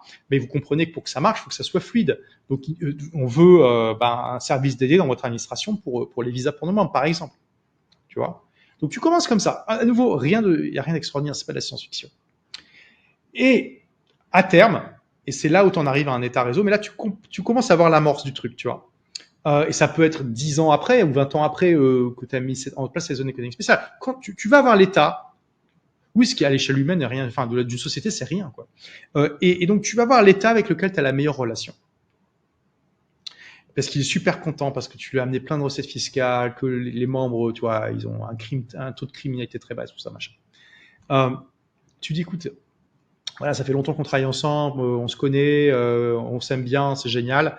Ce qu'on va faire, c'est qu'on va émettre un passeport et on vous demande de reconnaître le passeport de nos membres à votre frontière. Voilà. Et là, tu vois, à nouveau, ça paraît pas démentiel. Il y a 190 pays dans le monde. Ils reconnaissent déjà 190 fucking passeports à leur frontière. On leur demande juste en accepter un de plus. Tu vois, on n'est pas en train de demander un truc démentiel, tu vois. Et ils nous connaissent, tu vois. Ça fait des années qu'on bosse ensemble, ils sont contents, on leur apporter de l'argent et tout. Ils nous connaissent. Ça paraît pas de la science-fiction ni démentiel qu'il y a un pays qui te dise oui. Et une fois que tu as un pays qui t'a dit oui, eh ben, bonne nouvelle, tu as un état réseau, tu as une reconnaissance diplomatique et tu utilises ce premier pays qui a reconnu ton passeport pour aller négocier avec tous les autres. Ou, enfin, tu vois, tu commences par les 80-20, voilà, ceux avec lesquels qui connaissent, qui ont mes relations, puis t'en as un deuxième, puis un troisième, puis un quatrième, puis tu essaies d'en avoir un maximum, et à terme, tu vas avoir un siège à l'ONU. Et c'est comme ça que tu crées un état réseau. Et tu vois, aucune des étapes que j'ai décrites ne paraît invraisemblable. Oui, tu es déjà dans un paradigme existant, tu n'es même pas sur des révolutions technologiques. Là, tu parlais des zones économiques spéciales qui existent déjà, effectivement. Donc, les nomades sont déjà là, ils vont continuer à se développer en plus, la proportion. Oui. Et là, alors, par contre, État réseau, il n'y a pas encore d'exemple, mais il y a quand même, et je mentionne dans le livre, un exemple de proto-État réseau qui existe aujourd'hui en étant reconnu diplomatiquement alors qu'il n'a pas de territoire et qui est issu du temps des croisades au Moyen-Âge. Alors, quand je dis ça, les gens me regardent en disant mais quoi? Mais t'es fou, quoi. Et donc, en fait, mais oui, aujourd'hui, donc, il y a un proto-État réseau. Et pourquoi? D'ailleurs, c'est intéressant parce que le Moyen-Âge, justement, les technologies favorisaient la décentralisation politique. Comme on va vers un monde où les technologies favorisent à nouveau ça, c'est intéressant d'étudier ce qui s'est passé au Moyen-Âge parce que probablement des choses similaires vont renaître, mais avec l'avantage de toutes les nouvelles technologies. Et aussi, on apprend des erreurs du passé, on lit pas les gens leur territoire, on fait pas de droits de douane sur les routes, etc. Tu vois, on peut faire une version qui est bien largement meilleure. Donc, qu'est-ce que c'est cet état réseau issu des croisades? Eh bien, c'est l'ordre des chevaliers de Malte. Alors, ils ont un vrai nom officiel encore plus long, hein, mais en gros, c'est ça. Donc, c'était un ordre comme les Templiers, hein, qui a été créé à l'époque des croisades. Et ils ont administré divers territoires, notamment ceux qui ont administré Malte pendant des siècles. C'est pour ça que ça s'appelle l'ordre des chevaliers de Malte. Et ils ont été expulsés de Malte par les Ottomans au XVIe siècle. Du coup, pas à Malte, autant pour moi, à Rhodes. C'était Rhodes d'abord. Donc, Rhodes, une île grecque, qu'ils ont administré pendant des centaines d'années. Hein. D'ailleurs, c'était pas un hasard, c'est parce que c'était une escale pour aller à Jérusalem et tout ça, quand tu partais d'Europe. Et donc, ils ont conquis Rhodes quand les croisés ont conquis Jérusalem, ont créé les royaumes latins. Mais eux, ils ont gardé Rhodes parce que c'était une île, c'était plus facile à défendre. Et après, donc les Ottomans ont réussi à conquérir Rhodes, ils se sont fait expulser, ils sont allés à Malte, qui est donc une beaucoup plus petite île, et donc c'est pour ça qu'il s'appelle le Chevalier de Malte. Et Malte a été conquis par Napoléon, c'était son 4 heures sur son chemin vers l'Égypte. Hein. Quand il a été en Égypte, il s'est arrêté à Malte, il a conquis Malte, il s'est barré. Et donc là, l'ordre des Chevaliers de Malte s'est réfugié en Italie. Et aujourd'hui, donc l'ordre des Chevaliers de Malte n'a pas de territoire, sauf une petite exception, je vais en parler juste après, et ont un passeport qui est reconnu par plus de 60 pays. ont un siège d'observateur à l'ONU et ont des ambassades dans le monde entier. J'ai vu leur ambassade de mes yeux à Prague, à Ljubljana en Slovénie, à Cotonou au Bénin et dans d'autres pays que j'ai oubliés. Et ils ont quand même 2 petits bouts de territoire autonome. Ils ont 2 bâtiments en Italie qui sont juridiquement en dehors de l'Italie, comme le Vatican. Donc ils ont quand même 2 bâtiments qui sont leur seul territoire aujourd'hui. C'est incroyable cette histoire quand même. C'est des preuves de concept au final. Déjà, ça existe déjà. Et ça existe depuis très longtemps, depuis des centaines d'années. Et donc là, on a un exemple d'État-réseau qui n'a pas vraiment de territoire, mais qui est reconnu diplomatiquement. Tu vois. Donc voilà les concepts, Cité libre, État-réseau. Et ce qui est intéressant aussi avec ces 2 concepts, c'est qu'ils ne sont pas opposés, ils peuvent très bien se complémenter. Quand j'étais à Prospera, il y a beaucoup de prospériens qui discutaient de la possibilité d'ouvrir d'autres Prospera dans le monde. Et d'ailleurs, la société qui chapeaute tout ça en parlait. Et l'idée, c'est qu'à terme, en devenant résident d'une Prospera, tu deviens résident de tous les Prospera du monde, avec des facilités de visa pour les pays hôtes, voire à terme peut-être plus besoin d'avoir de visa du tout. Et tu vois, ça c'est génial comme idée. Que tu puisses faire ça. D'ailleurs, je parle de la possibilité que Dubaï puisse faire la même chose, puisque ça pourrait être Dubaï pourrait le faire. Et les Émirats ont acheté un bout d'Égypte pour très très cher. Ça serait étonnant qu'il n'y ait pas un petit peu d'autonomie politique aussi là-bas. On verra. Ils disent que non. Ils ont payé 7% de leur PIB, c'était genre 25 ou 30 milliards de dollars, ce qui est démentiel. Hein. C'est beaucoup plus que ce que le FMI donne à l'Égypte pour se financer, pour acheter une partie de la côte égyptienne. De quoi faire une ville, hein. Ça serait étonnant qu'il n'y ait pas T'imagines, soit il y aura des Abu Dhabi dans le monde entier, soit un Dubaï. Quand tu viendras résident, tu auras accès à tous les trucs, tu vois, aussi comme ça. Donc tu peux très bien combiner l'idée de cité libre avec État-réseau, ça marche très bien aussi.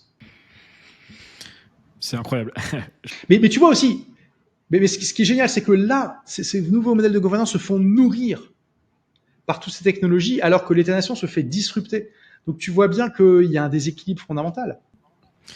Et après, ce qui est dur, c'est que en tant qu'être humain, on a un paradigme qui est limité. Tu parles du monopays aussi dans ton livre, la tyrannie de l'endroit, qui crée au final très peu de perspectives chez la majorité des individus. Et c'est pour ça que je suis très content qu'on ait pu avoir cette discussion, puis que tu aies pu sortir ce genre de livre aussi pour permettre aux gens de voir énormément de facettes qui sont sous-estimées. Tu parles par exemple de 350 personnes à Prospera, mais en fait, donc c'est des pionniers, comme tu disais. Ouais, et après, il y a différentes manières. Il y a l'esprit très entreprenant, très early adopteur qui va se dire bon, j'y vais, je vais construire. Tu as la majorité un peu plus précoce qui va commencer après à creuser, comme on voit en crypto. Hein. On a vu dans les 10-15 dernières années en crypto, tu as le même phénomène aussi. Et puis un jour, tu auras la majorité tardive qui rejoindra le wagon. Oui, là, on est dans les early adopters du concept. Là. C'est là, oui, clairement, sur Prospera, oui, on est early adopters.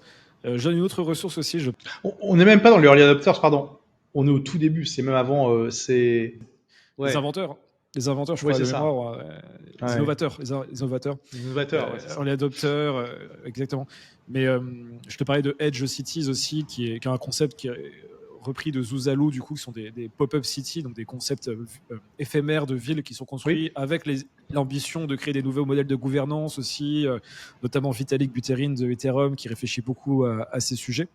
Donc ça rejoint tout ce que tu as dit, au final, c'est d'avoir des penseurs, au final, c'est de la philosophie, au final, c'est de la philosophie de l'économie, de la science, de la technologie. Au final, mais appliqué, c'est-à-dire que la grosse différence avec Karl Marx, c'est que là, ils sont sur le terrain, tu vois. Parce que c'est le problème de Karl Marx. Karl Marx parlait d'une bonne intention, mais il est trop resté dans sa chambre à écrire ses trucs, quoi. Donc, on finira là-dessus. Je proposerai après potentiellement un autre épisode, peut-être l'année prochaine, sur le côté encore plus concret de mise en pratique de tout cela. Mais au final, pour conclure sur la France, c'est vrai que il y a ce côté très intellectuel qu'on a historiquement en France aussi. On produit beaucoup de penseurs, d'essayistes, qui a un atout. Moi, je dis des fois, il y a des gens, je sais pas, des Bernanos, des René Guénon. Il y a des penseurs, par exemple, qui sont exceptionnels, tu vois, que j'ai des amis à redécouvrir, en fait, qui sont pas du tout mainstream, d'ailleurs, pour certains. On a quand même cette qualité en France, mais par contre, il manque cette qualité entrepreneuriale ou entreprenante. Il n'y a pas besoin d'être entrepreneur. C'est une des choses, d'ailleurs, que j'avais compris, moi, qui m'avait beaucoup aidé et que j'ai repris aussi dans mes concepts que j'ai développés, dans ce que tu expliquais déjà, du coup, quand je t'ai découvert. L'entrepreneuriat est avant tout un état d'esprit avant d'être un métier. Et je pense que c'est ça qu'il faut aussi que les gens retiennent aussi. Et ces initiatives aussi sont avant tout entreprenantes et qui dépassent largement l'entrepreneuriat, quoi. C'est vraiment une mentalité. Donc, non, je te remercie beaucoup, en tout cas, Olivier, pour tous ces concepts et le livre. Donc, évidemment, on invite les gens à acheter et à lire ce livre. Et puis, écoute, dans l'idéal, on pourra peut-être en reparler encore d'un point de vue encore plus pratique sur ces concepts après pour l'individu, comment mettre en place. Moi, je te disais, même à titre personnel aussi. Je me rends compte, je ne l'ai même pas montré, donc le voilà. Et il y a de quoi faire. Hein. C'est voilà, plus de 800 références scientifiques. Et je regarde, ouais, là, quasiment à la fin, je suis à la note de page 1035. Donc, voilà, tout est sourcé. Tout le monde peut vérifier ce que je dis. Comme je disais, on n'est pas sur le livre de 210 pages fait pour l'éditeur avec le minimum de pages requises. On est vraiment sur un livre conséquent. Quoi. Parce que là, on a parlé de 15-20% des sujets du bouquin, un truc comme ça. Non, mais c'est très bien. Ça, les gens vont avoir envie de le lire et ça pourra peut-être refaire une seconde conversation sur un angle encore différent. Mais merci beaucoup, Olivier. En tout cas, on dirige vers le livre. Où est-ce que tu rediriges les gens sur Internet, ta chaîne YouTube ou sur un autre endroit Quel est le lien que je mets en avant Oui, tu peux, sur la chaîne YouTube Olivier Roland, absolument. Si tu veux, je peux même offrir un extrait du livre. Il suffit de donner le lien et puis les gens pourront laisser leur email pour que je leur envoie l'extrait. Et puis voilà. Complètement. Je mettrai ça en description. Merci beaucoup et puis à très bientôt. Salut. À bientôt. Allez, ciao.